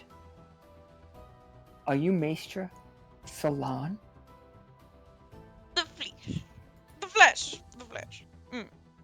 And you, Misky? May I call you Misky? Is that a little cute? Keynote is fine. Okay. Second notes. All right. Well, Maestra it is. Well, hello. What do we have here? What a lovely chateau is the word I'm thinking. That's not right. But like, yeah, chateau, fuck it. She looks around, she's just like, it's my little work study. And it's like, I've put a lot of work into this. Looking around, like, there are tuning forks everywhere, and books upon books upon books of sheet music all around this room. There are many different, a lot of the tuning forks around the room are made of countless different materials. Like, you see one that is most certainly, like, just metal, but then you see one that is silver, and then you see one that is made of, like, that might be some kind of seashell. And that one's definitely bone of some kind. And they are all going at the same time. All of them are giving off their resonance. But you did not see them get struck. They have been going since you got in this room. What a wonderful little tinker spot you've got going on here. It's quite remarkable. Thank you for the invite. It's like, don't sugarcoat it. I know it's nothing compared to what you must have at Lockstitch, but I am so envious of your technology. And it's like, with you, I believe we can get to the bottom of this. We can recreate what was once lost. And she looks at all four of you. Now, I know that you have been through quite a bit yourselves. I don't know the full story of the Lockstitch or the Silver Thimble, but I am aware that you were not here and then you suddenly were. So, I'm gonna take it with a grain of salt. I'm gonna assume that you can handle a bit of a strange story. Is that fair? You have no idea. Indeed. And she nods. She's like, excellent. I believe that we are all from space. I believe that we are not all from this world. And I believe that once our people, the people of Haven and the people of all of Celestial Sea, once we're able to walk in and out of realities, simple as opening a door. You could step through, and I would be like on a different side of the world. Within limitations, of course, but our ancestors built these things. And like, she has drawings of an Renic, can you roll me a 20? Actually, all of you roll me a 20-sider. Let's see if you guys have seen them. Nice! Oh no. That is a 1 from me. Fala doesn't give a fuck. Oh no.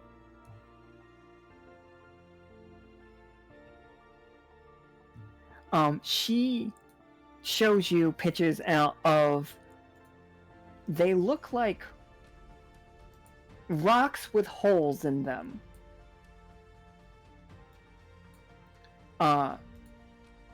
Laura and Ceylon, you will probably have seen them before. You have seen on maps, like these. You've seen them on the map to Tefrates, and also on Sonnery. There have been just large rocks with holes in them that. And then there. I can't tell you about that one. You didn't roll high enough. As she's just like, now they just might look like simple rocks with holes in them, but I believe these are doorways. Ancient doorways that we used to use before the rhythm was lost, before the song was lost on us.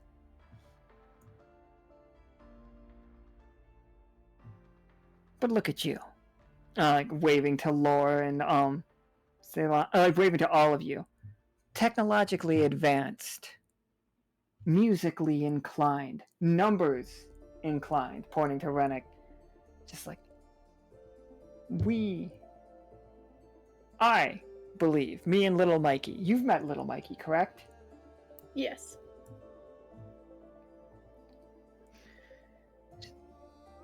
We believe strongly that you are the right group of people to figure this out. I, sadly, have made enemies, might be too strong a word, but not friends in the other cities, especially Ione. But can you hear it? Like, can you hear the background song? The song that's playing. And in this room, that beat is better. You know what I mean, Renic? I think you're the only one that's like really holding on to it, but the sounds that her office is making are close but not right. You know what I mean? Mm-hmm. Like, she's trying everything she can, every key that she can, but it all just sounds forced. Okay. And she's just... I'm just asking for a little help. And we'll be happy to help you. Like, what can Haven offer you in this time?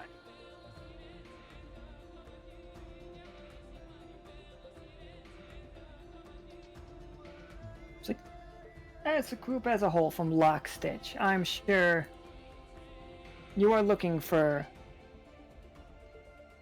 ways of making it right with Alkali, I assume. We've all seen Channel 6's slander against you. Or heard about it. We can't get the moving pictures working right.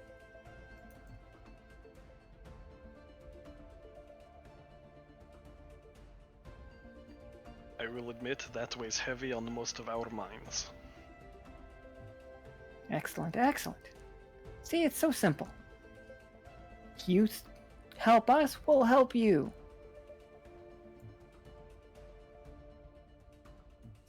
I believe Peanut said something about you were looking for a forward operating base out here.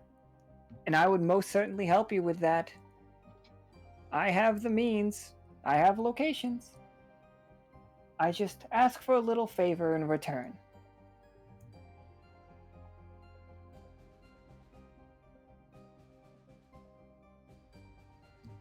I ask you to study this with me.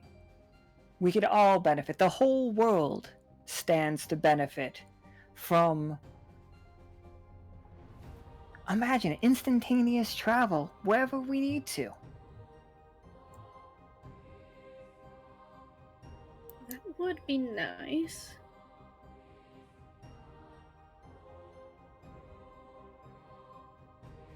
Now, I will, heads up, you all know about one way to instantaneously travel around the world, and it does involve ripping a hole in reality, going into the in-between of realities, then ripping another hole, and then walking out that one. That is how you know it can work, but she is not suggesting that. She has a different way.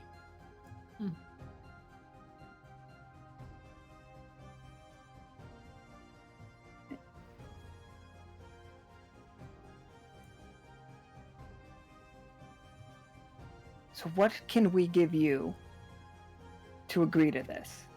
What can she offer you all that you will help her on the mission? I assume that you want to help her anyway, but let's try to get something out of it.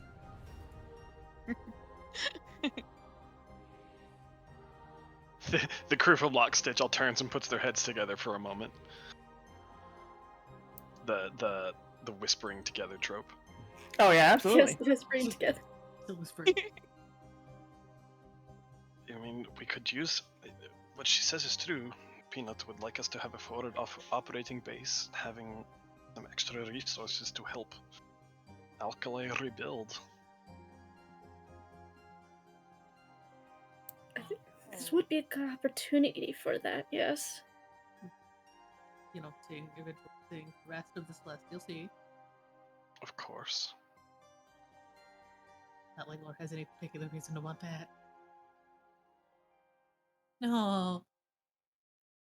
Well, given what she said, it sounds like we're probably going to have to go figure that out anyway. But, I mean... Correct me if I'm wrong here, but given their interest in actually getting, well, maybe Patagon's show as opposed to Channel 6 News, that requires a receiving tower which would let us exist on this side, or most of the crew exist here on this side. But what else could we perhaps ask for? I mean, building a tower here is it's a good thing to ask. It's I would just you guys ask for that, and we would just start building that right now. Great. So Yeah. I would agree that main priority, other than, resources to help Acolyte, definitely getting a tower over here. And the PR of all of it should show that it's an equal effort, that the people of Haven and the people of Silver Thimble, that Lockstitch, they are working in tandem, not on here for sure, but also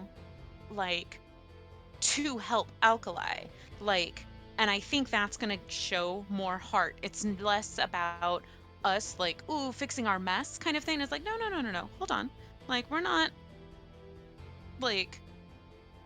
I think it's gonna be good PR to include Haven in other further out issues. Could we get people from Haven to Alkali? It's pretty salty. No. I don't know how they... No. Okay. They are not that. They are not physical laborers. And so how would on the ground support look from by them? What could they send that we set up there? They would sell they would allow you access to their markets. And they do have robust markets. They can try to put feelers out for other items that you are looking for. Absolutely. But even that will not be free. You will still be paying for the supplies. They are just middlemen for you. Which is to great, get them. though. And that's we're working in tandem with them as our supply train, but we're the ones paying for the train to supply. Oh yeah. You're the ones paying for it. You're the ones helping build the homes and stuff. You are the ones Like, they are not going to go out there and deactivate the mines or deactivate the cannonballs, but Mhm. they'll sell you stuff that might help with it. Like, granted, they don't.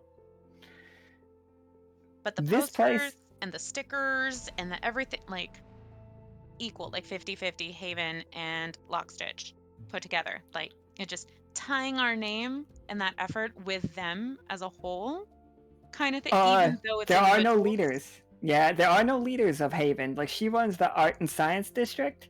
Even better. It's like, just for the record, it is not going to be like a 50-50 thing. They are not tying themselves to you.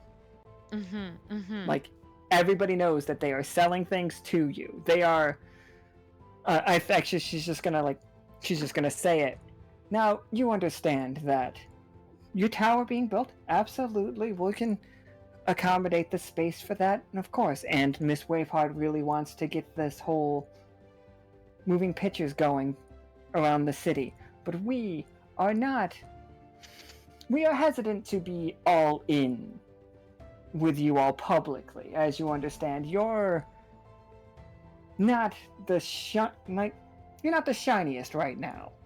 If you were, I hear you. A little political, a little murky. That's okay. we That's okay. we in no way want to be we want to help you and be known that we are offering you or buying goods from here because we are a good place to buy things from.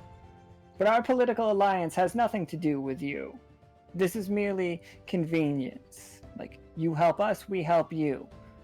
But if you, and like she takes a much more serious tone again, we are not responsible for what you do with the materials. As you are not responsible for what we air over over the moving pictures. You have no say in what we do with your technology. You have no say, and we have no say with what you do with ours. I understand. We will televise what we want. But then, and the annual fee, however, that still stays intact because that's our standard contract. We set up the towers, but you're renting the towers from us? Oh no, absolutely not. If you want our help, if you want to build this tower, we have full ownership of it. So you are merely renting the space that you put that tower on. Well, I mean, I'm not renting it anymore, but like we're using that in terms of like we're not gonna get charged back. But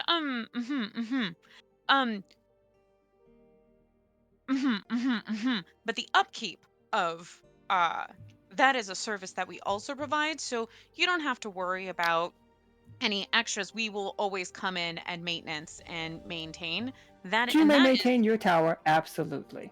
You have full maintenance. We will not be trying to listen over your wavelengths or anything, but in the building of that tower, we will build our own for our network.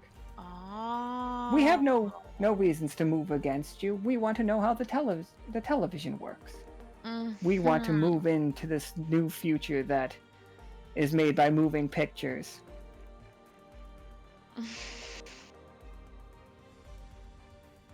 That's just like not equal enough of a trade then. Just like quick huddle again. You're just like, ooh, like even fuck, was it Dyad? Like even Dyad was a little like, no, because they're gonna freely Dyad, trade that off too. Like IP you had don't work Reedy. that way. Like, you had a friend there. So much easier. The past is always easier than today.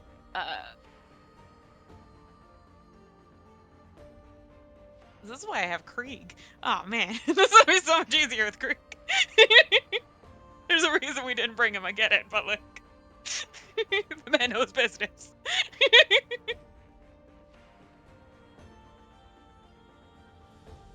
I mean, I am definitely inclined to help them with this project. This has piqued my interest at the very least. But I agree that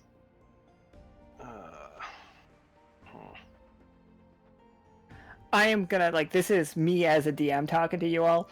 I have no interest in them hacking your stuff unless you guys somehow, like, flat out, the bad guy is not here.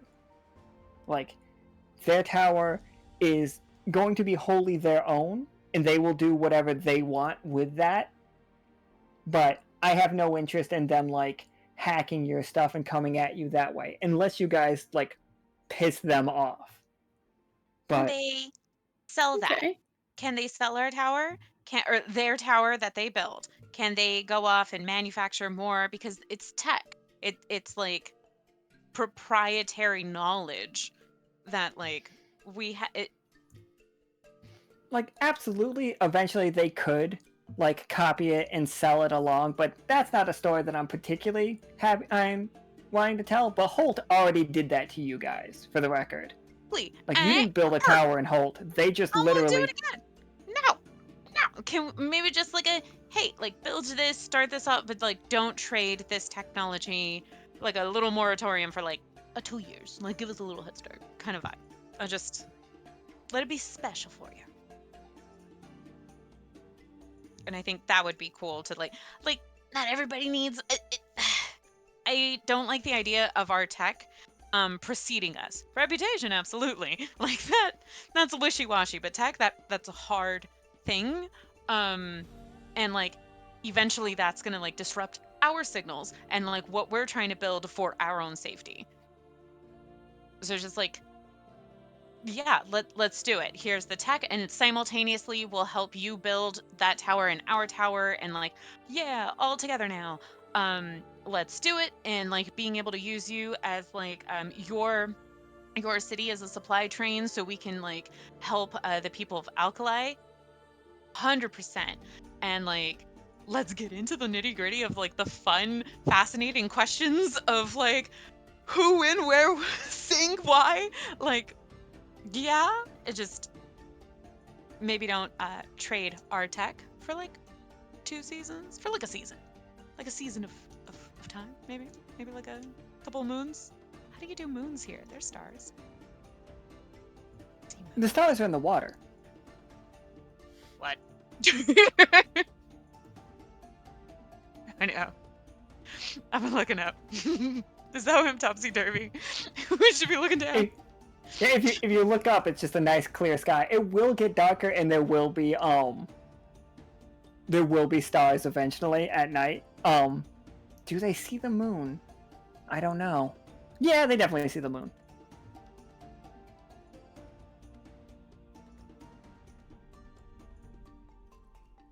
Or at least they must have some way of keeping track of periods of time. Oh, they definitely do. They definitely do. They do. They can just look into the sea to see what day it is, basically. So It's wild. just like, oh.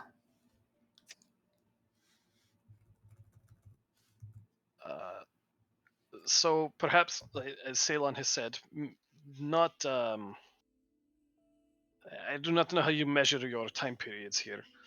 In seasonal, we would call it a moon, which is insert however many days that is, because Imperial doesn't remember. I don't either. I've got to really write that one down. But I don't think I fully said it out loud. Let us say insert. We would call it a year. So I do not know this many days. You will not sell our technology. It will be a partnership between our 2 cities for that period of time.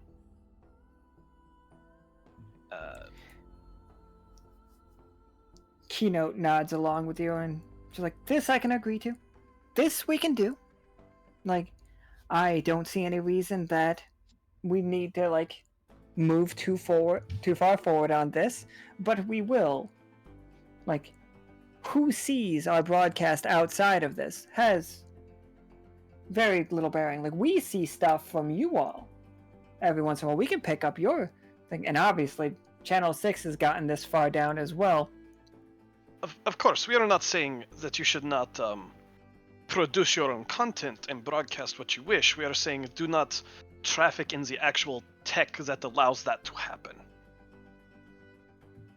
She nods, and she's like, "This we can agree on."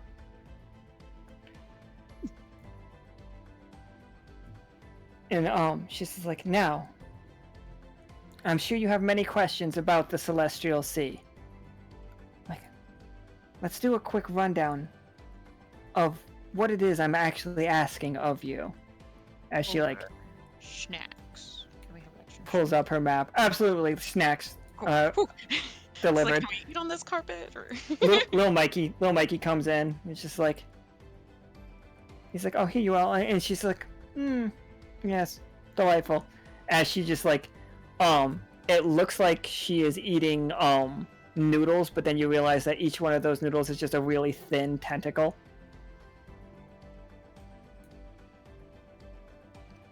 That she is slurping up. That one actually sounds like it appeals to Renic. Oh, For the nice! first time. There's a whole bowl of them. It's like the cold udon. I don't know if you ever had cold udon. Yeah. It's that. It's exactly that. Just tentacles. Great. He's a predator. This is the same problem we had on the ship. He literally cannot eat plants. And like, she here we are. Boop. She's like, as you know, there are many cities, as you should know, there are many cities around the edge, on the side of the Celestial Sea. And you hear that background beat. And I know that you've been sensing it. I can see you once in a while. You feel like you want to tap your foot. I know you. I see it. To the beat of our wonderful haven. I strongly believe that each part of our lost song is encapsulated in these cities. I am no longer welcome to visit, especially Ione. But they have no reason to fear or hate. Well, they have some reason to fear you. But that said, we can move on. Like, you all are good at, like, ingratiating yourselves with people, I'm sure. And if worse comes to worse, you send Patagon. Oh, what a show that man has. It's like, now, what, may I ask, do you have any interests in any of those particular places? Something that would, like, make you move forward? Any questions? Please ask. Little Mikey referred to the Ione peoples as, I believe he said they are creepy. What makes them such? Creepy fucking weirdos Ionians are. And it's just like, I know. It seems a little harsh. It seems mean, but I've been there a couple of times in my life. And it's not a short trip. And when you arrive there, it can be completely different than the last time you were there. So it's a place that's constantly shifting or changing. It's not just the place, it's the people. You can meet the same guy 2 days in a row and he has a different face, a different body. They all act like it's nothing. It's like, oh, that's George. And they always know, that's George. But you know what? George looked like a bull yesterday, and now he's a cat. I see. I haven't been back in about 100 years, but that said, it's terrifying. It's like, and she like does like a little like hop on the ground situation. Just like, you see how we're on the ground right now? You feel that? You feel the pull towards the center of the echo? Yeah, they don't. They walk on the ceilings over there. Sometimes there are no ceilings. Interesting. Creepy little fuckers. My curiosity is piqued, but no other reason to want to visit. What could you tell us about the, what is it? Lydian? Ah, Lydian is a place of beauty. Colors that I've never seen anywhere else in the world. Stuffy people, though. they are musically inclined, but they keep saying it's about the notes you don't play, and that doesn't make a lot of sense to me. It's like they are wonderful people, though. Like, But pretentious. pretentious, soft-spoken. They are a little bit more cloistered than us. They are skittish to let anyone in. Ione, though. Ione will welcome you right in. They'll let you right in, but then you gotta put up with how fucking weird they are. I see. And it's just like... Ione's a strange place. And Lydian is wonderful. Imagine it's like skyscrapers built of this bismuth. And everybody knowing their part in the world so concisely. They know exactly what they're supposed to do from birth. They know how their whole lives are laid out in front of them. And it has made them a little shut-ins.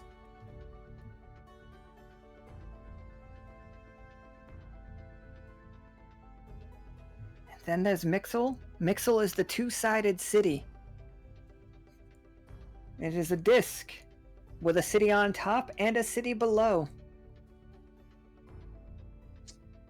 Both looking permanently into the night sky. Because the sea is also the sky. They also have a problem with knowing which way is up, and I don't trust that. It feels compositionally rickety, if you ask me.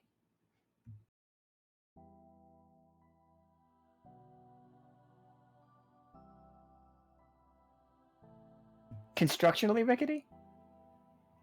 It's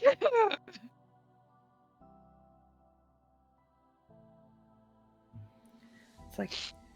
And then there's Dorian. Now, Dorian...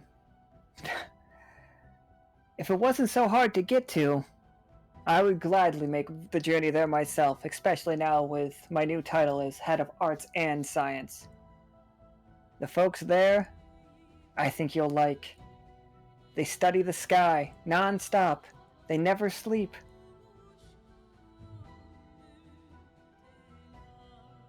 What makes it difficult to get to Dorian? There is... I'm not going to sugarcoat it. There is a massive hole in the ocean near there. In the sea. It pulls in everything that tries to get nearby. And you have to get really close to get into Dorian. At that point, you pass the event horizon. People don't make it out of that. Oh, fucking say exactly what you need to. Renic, let me know. No, the music nerd in me is going, oh, these are all modes of music. They sure are. Indeed. Get it, bud. Fuck yeah.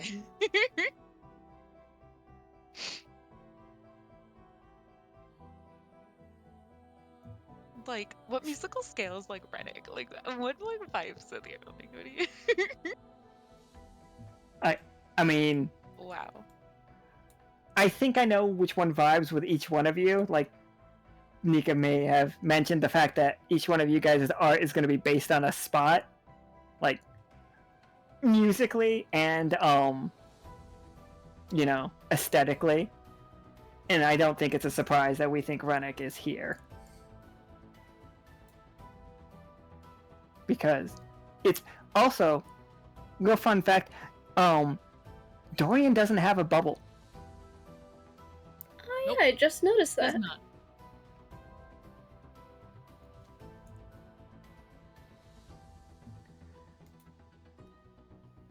The rest of them do. Oh, what? Well, we have Walker.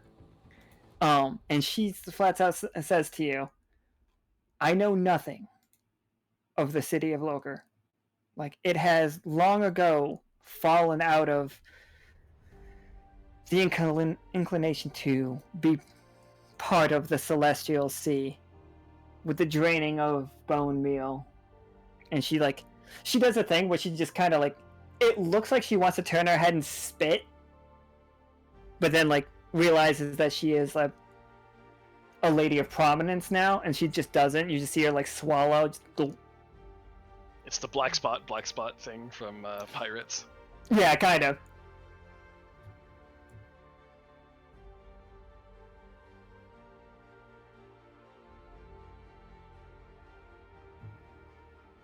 She's just like, and that is just the cities. The sea itself is incredibly dangerous. I assume that your crew is up to the challenge, and I wouldn't want to take away time from helping our dear neighbors at Alkali now that you have saved them from, well, what happened there.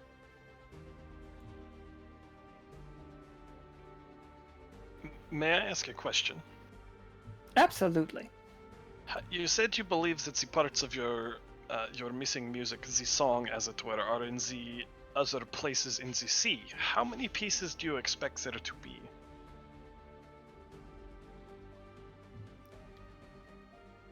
She walks back away from her map across the room and like looks out to the sea, and she's like,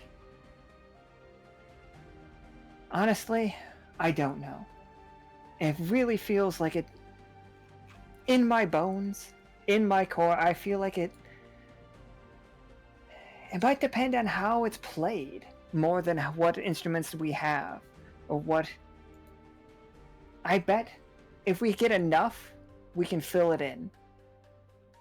Like, at a very small guess, I'm betting we need 4 parts. And we have 1 here. We have my part. And she shows you the sheet music. And you can see the beats that, like, the beat that you've been feeling. But all they have is that. They don't have any of the filling in parts.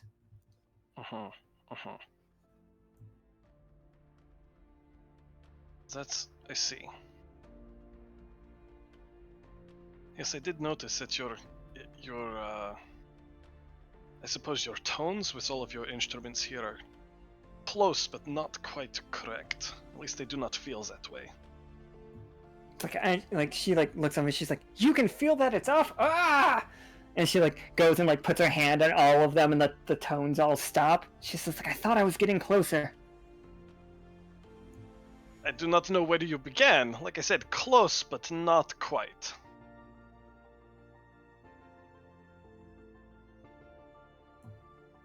You're basing your like methodology off of feeling or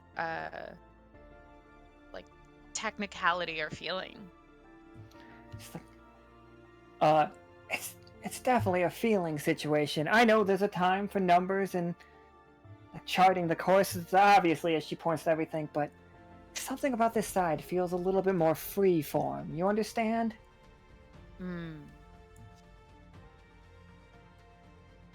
Just like, and I hate to say it, I've been studying my whole life, but I just might not have the ear for it anymore. I feel like I'm getting closer. Do you teach? No. I'm not. I can't teach.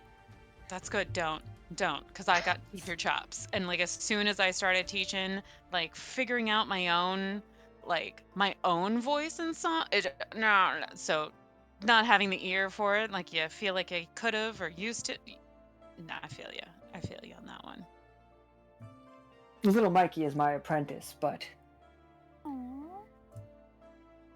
What part do you sing? Like, what do you sing? Do you beat? Do you drum? Oh no. She motions to her like piano / organ situation, and she's like, I could play something for you.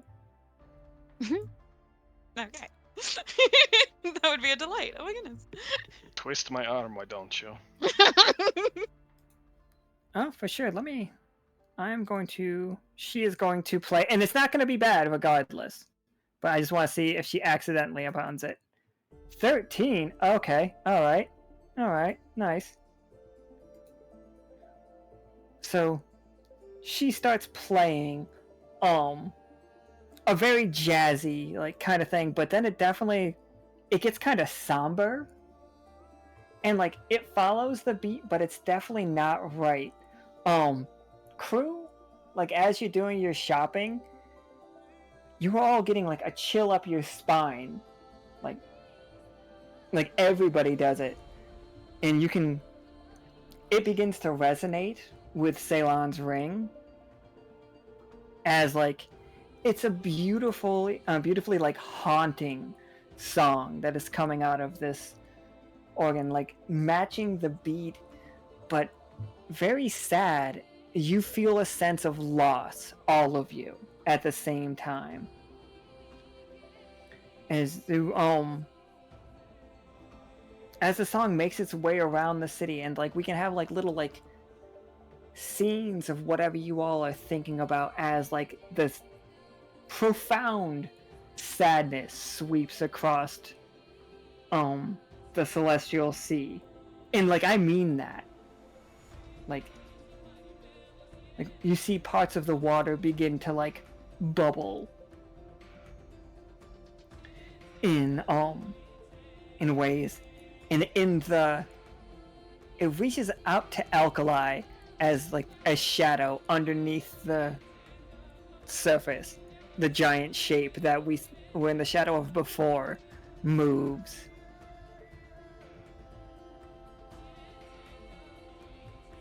Do any of you interrupt her to have her stop, or do you just sit and enjoy the song, or just listen to it?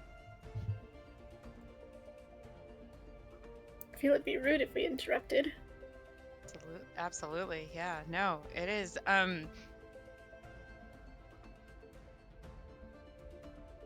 Yeah, no, like my outburst is at the end for sure. You gotta. It just astounded, and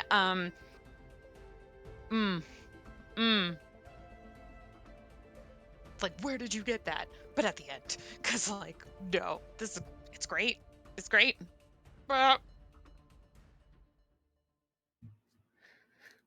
She stops and she's just like, I don't think that's it either. And like you do see like multiple tears like running down her face.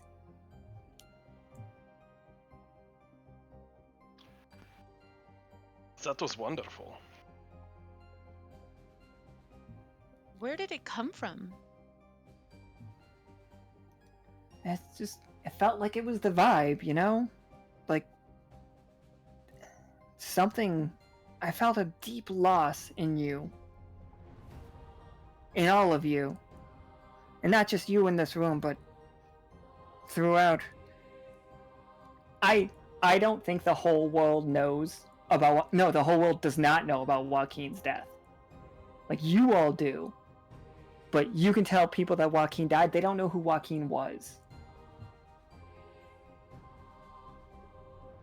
And there is like a hole, literally a hole in the world right now, where Joaquin has been cut away. And that sadness, I think, is what that song was filling. It was like that loss, it filled that hole with sadness.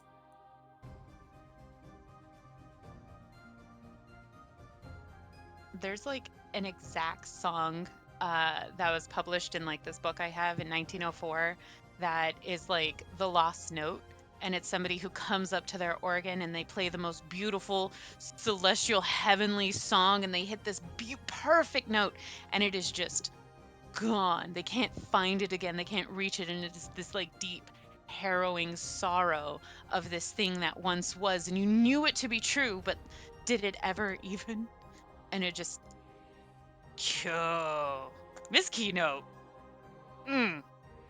This, finally to be near such greatness. This is wonderful.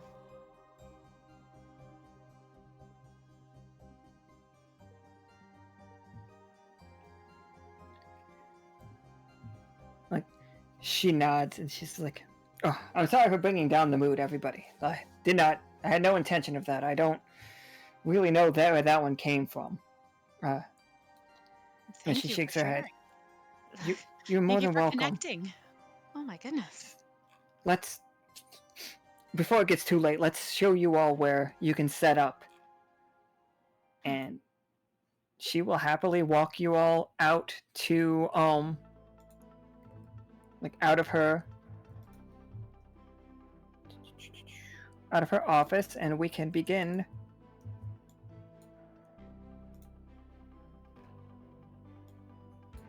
Here you are. And she's just like, you may have this. It is my guest house.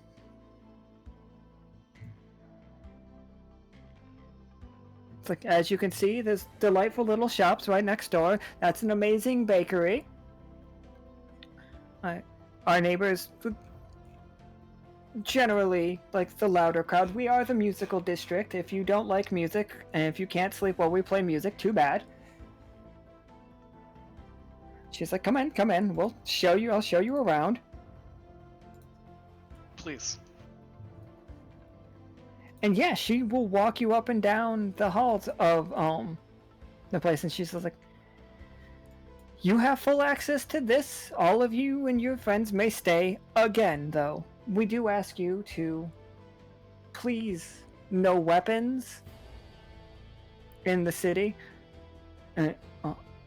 We understand that you might be nervous. I'm sure you worry about like some of your enemies coming for you. If that were to happen, please just, and she holds a whistle up, and she's like, blow this, and our guards will come running. As long as you're within the city. We can't help you if you are not within the city. Well, of course. Self-defense is understood.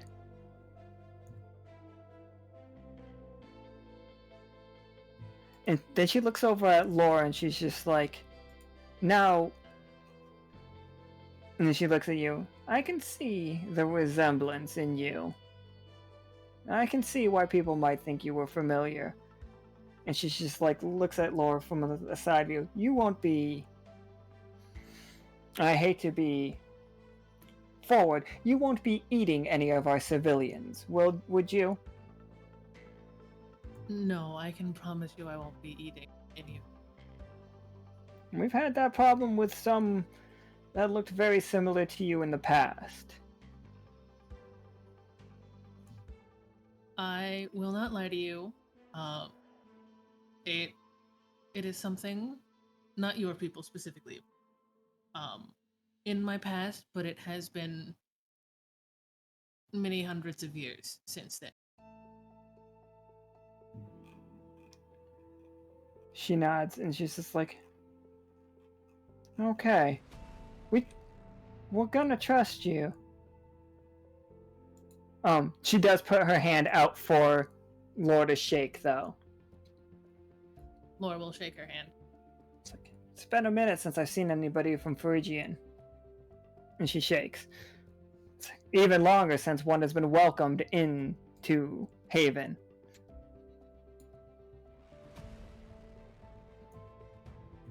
And she's just like, well, we're here. What do we need to get started on? What materials would you need for your tower so we can send out a bulk order? Don't worry, I'll cover this. And do we need laboratory space? I tried to stock it as well as I could. Renic, you will see glass beakers and Bunsen burners and like tuning forks and stuff all over, but nothing.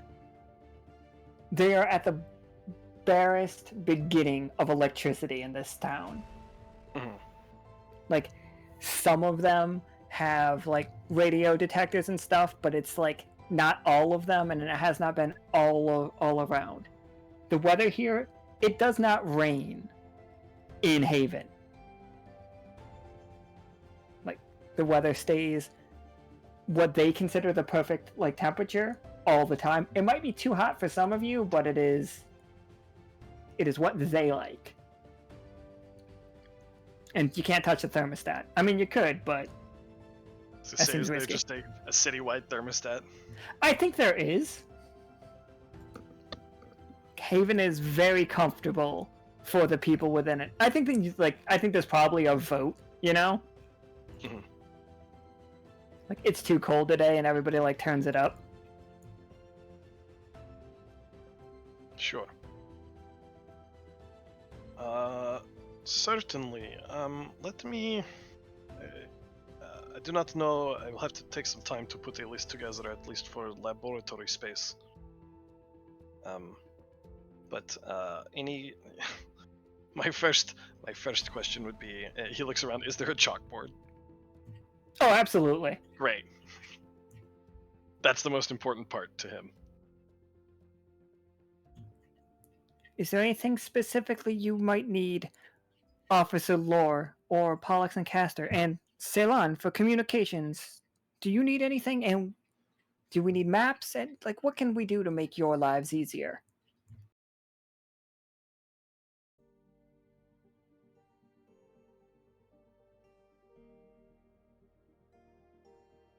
Maps would be good. Definitely plenty of paper.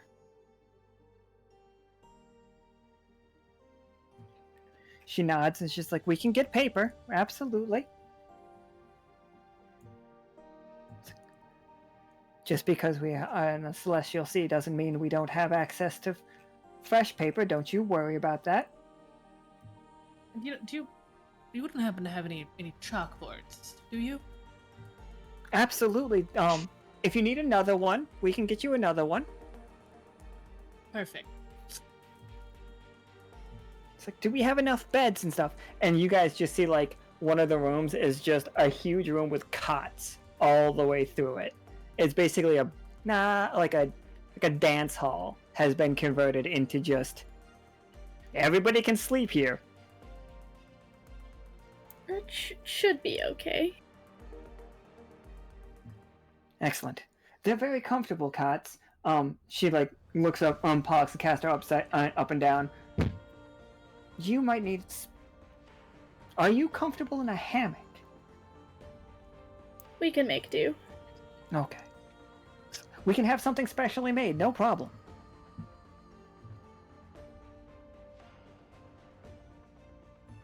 She's like, nobody. This is your property now.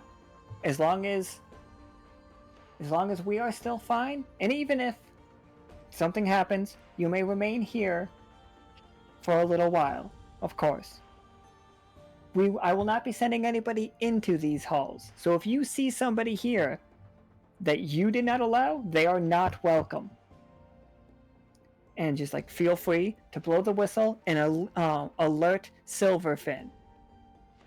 He is head of security and will definitely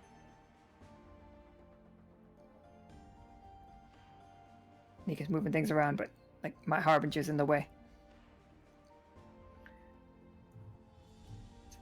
We will most certainly aid you. Consider yourselves temporary citizens of Haven and welcome.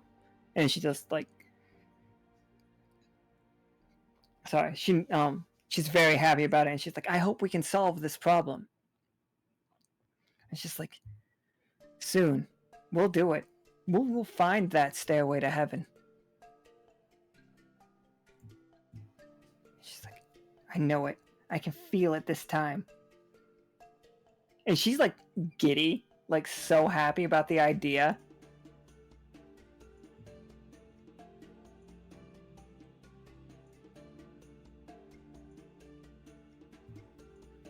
But before we wrap up for tonight, where are we starting? Like, what is the... If you four were picking the direction that this game goes from this point on, like, what is our top priority? I feel like Lore would have a better. I feel like I'm going to trust Lore's judgment to navigate.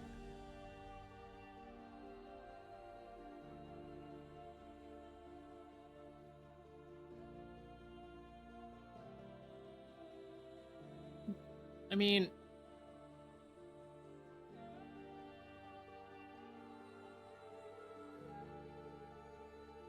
this is I feel like the best first step from Haven for following this story and filling in this music is Lydian. Yeah, I was gonna agree with Lydian, but only because in terms of location, it is the closer to Haven. Yeah, Yes, it is certainly the closest. Yeah, absolutely. We can do some stuff in Lydian coming up. Absolutely. All right. So that is the first place we're going to try to find the music situation.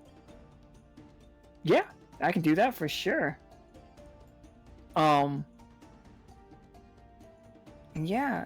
Before we wrap up, does anybody have any questions about today's game? Like anything that we need to we want to talk about real quick? I don't know why that. There we go. I couldn't get the full edge on that, and it was making me upset.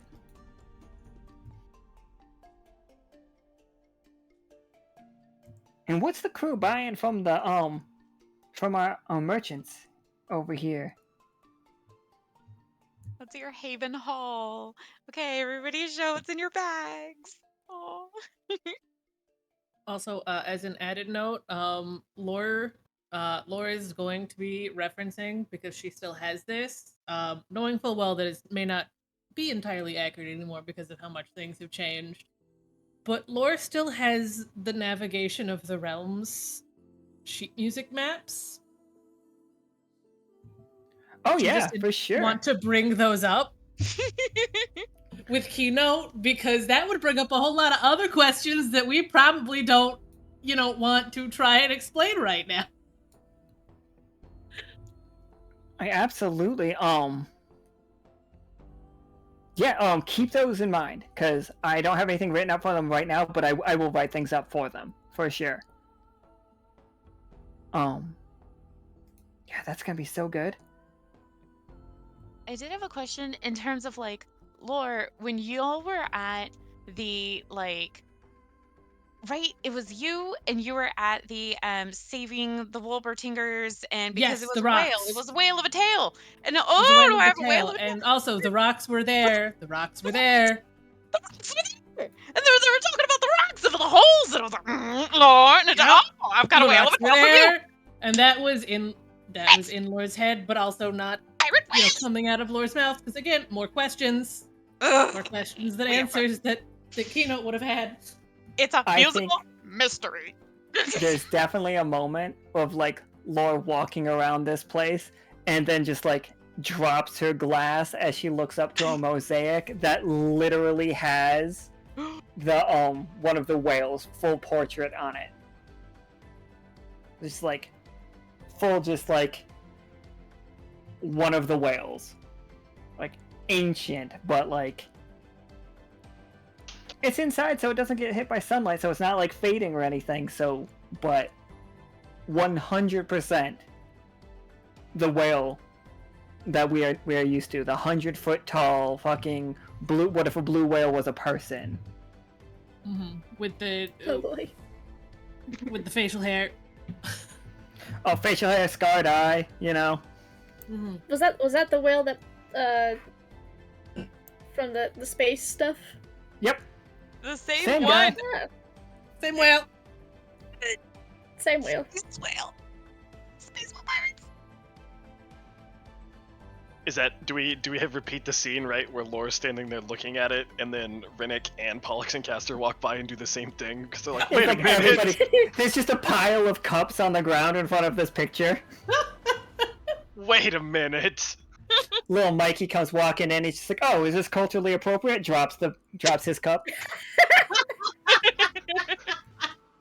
It's like, you guys have some weird behaviors.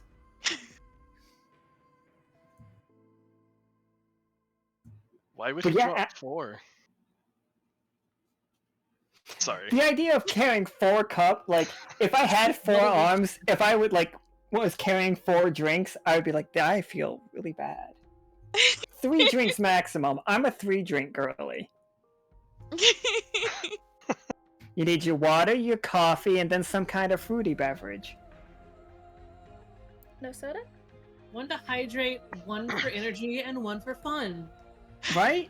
Like, the fruity one can be a soda, if, like, that's the direction you want to go. Sorry, I have derailed everything. No, it's fine. Drop. But yeah, we'll just do it this way. little Mikey's just like looks at the picture. He's just like, "Oh yeah, those are the guys that used to trade with Dolce. They were great trade partners forever ago. Our ancestors say so."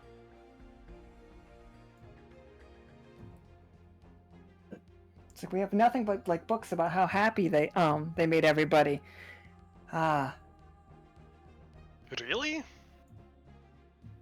Yeah, they bought such weird things.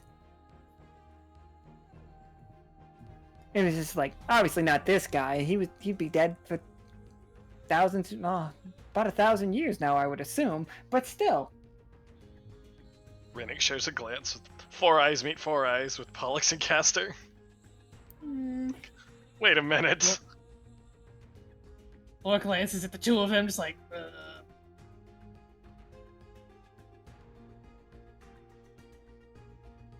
He is wearing a very nice looking cloak, though. It's reminding Laura that she has a cloak she hasn't worn in a while. Oh, here we go. I do have it. Alright, here we go. Yeah, The this cup's guy. so big. 2 scale. He big. I love He how is he just big. has piercings in like the side of his head. Yep. Yeah, right? That's how you do. He's also got a beard. I love Yep. that man. Mm-hmm. It was a great time. You know, great time. Laura stared him down one time. It was great. He tried to destroy an entire planet, then it got turned into like a clown. It got turned into a balloon. Then we used clown physics. It's like, we can't get everybody into the ship. You can. You just turned everybody into a clown, so everybody can get inside no matter how small it is. It's not just that we got everybody into the ship. We got everybody into the mech to get them to the ship. Right? It's just like, that's fucking weird.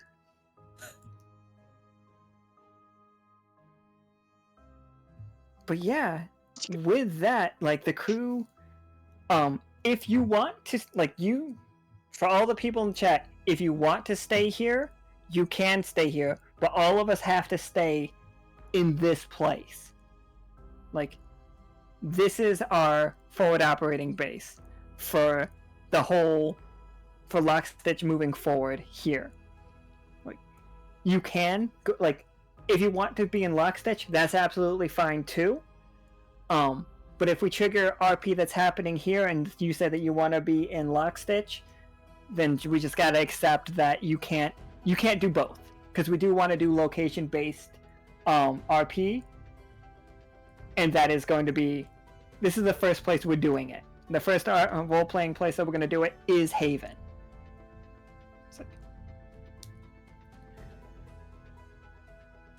So we are in Haven. They definitely have food stalls. I don't think they are alcohol. They're not an alcohol-heavy culture, but I don't see that they wouldn't have alcohol. So, but I don't know. Bars, maybe. I'm cool. Regardless, either way. But I mean, they're flappers. There's got to be at least one speakeasy. yeah. There's definitely a speakeasy for sure. Like, I'll very much, let's just like, and there's jazz clubs for sure. Because music is pretty important to everybody on the Celestial Sea. I assume they have like some kind of caffeinated beverage, but, and I don't say this to be mean or anything, or like anything like that. We stay together if we're here. Like, you guys can walk around the city. You will be monitored for now until we've all prove ourselves to the people of Haven. Because right now, yeah, buddy system, please. Don't go out alone. Try not to cause fights. Return home. And your home right now is here. Just simple. And like,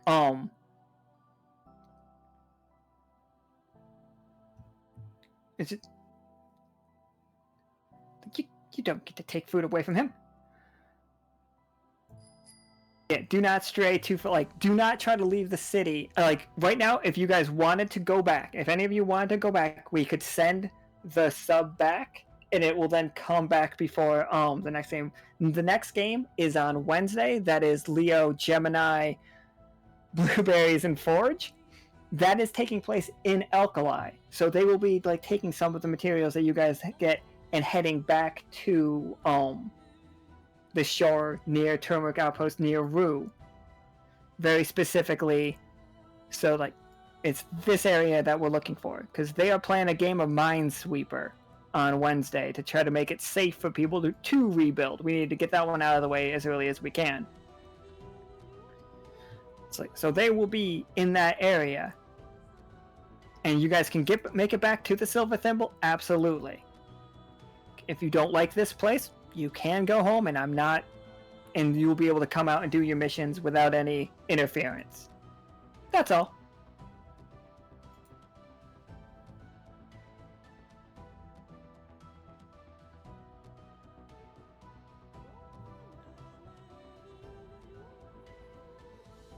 Cross-stitch, yeah, I don't believe a recap is necessarily needed for this one, as it was just mostly us arriving, us doing cool shit.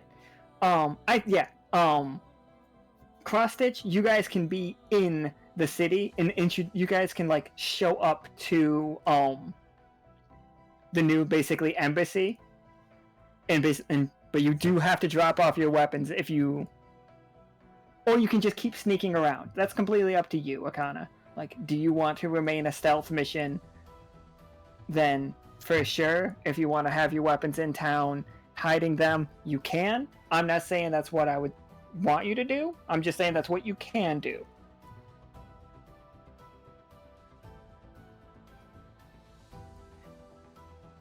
Like, no, it's... Yeah, I want to run the theme one more time. So if we don't have any more questions, please just, you guys, the merchants, our RP leaders are doing their damn thing. Thank you guys so much for doing that. I really think it's neat, and I want to do it more. Like, where I give you guys, here's some information, you are NPCs around town, let the players, like, do that. I'm very excited for more of that. So if we think we are done, and this obviously, I know there wasn't much, there was no action in this game, really, but it's kind of how that first game of it has to be, you know? But I we don't will know, I see think a each lot one of things were learned. I really like learning things. Like, I just don't like the exposition dump on you guys, but Laura asking about the whales, I was like, hell yeah, the whales are here. Well, whales are related. It's gonna be awkward if we run into the whales again while we're here. Oh, it's gonna be so awkward. But like, it's gonna be even more awkward if it's like me, Renic, and Pollux and Castor, because I don't think Laura has talked to the three of them about her experience with the whales that much. And I don't think we've talked about our experience. That's what I was thinking. It's just like, you guys, like, Laura hates them and wants to kill them, and they want to kill Lore, or they did at one point in time. But then Renic, Pollux, and Castor, and like everybody else is like, oh no, we're on cool terms with them. The only one of them that they want to kill is Gemini, and that's only because Gemini talks a lot of shit. I mean, we are a little leery of them, considering the information they stole. That's fair. I mean, some of that information they didn't steal. Well, that's true. I do look forward to I look forward to seeing the whales again if we see the whales again. There is a world where we don't. But I'm very excited. Thank you for helping me set up all of this month's games. Like, we did a lot of talking that literally just sets everything else up. Some real good work today. Thank y'all so much. Woohoo! Alright, so I think we're gonna wrap here, and we will see y'all Wednesday, I believe. Yep. For Blueberries, Leo, Forge, and Gemini. Which I'm sure will be just fine. And totally by the books. So we're gonna heck off, but I will play the theme again because it's just so good. It's just so good. It's so good. It's so good. Bye forever. Goodbye, everybody. Goodbye, everyone.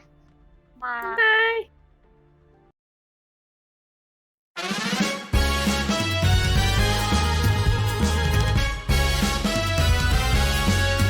the celestial sea where stars align, Lockstitch will go where wonder lies.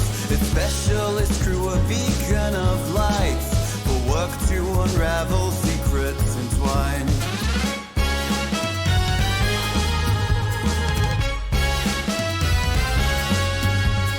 Lore with her care and lust for life, turning the cogs in her curious mind. Scales that tell stories of times long past. Deep in the echo, her interest is cast. Starborne Melody echoes in the deep. An ancient history, now our secrets to keep.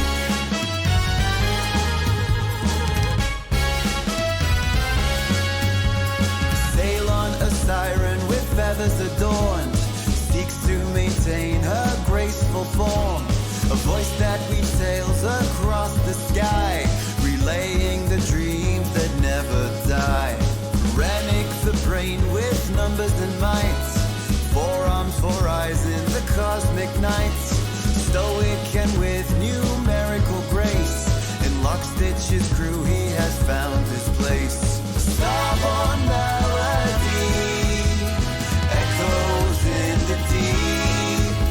An ancient history, now our secrets to keep.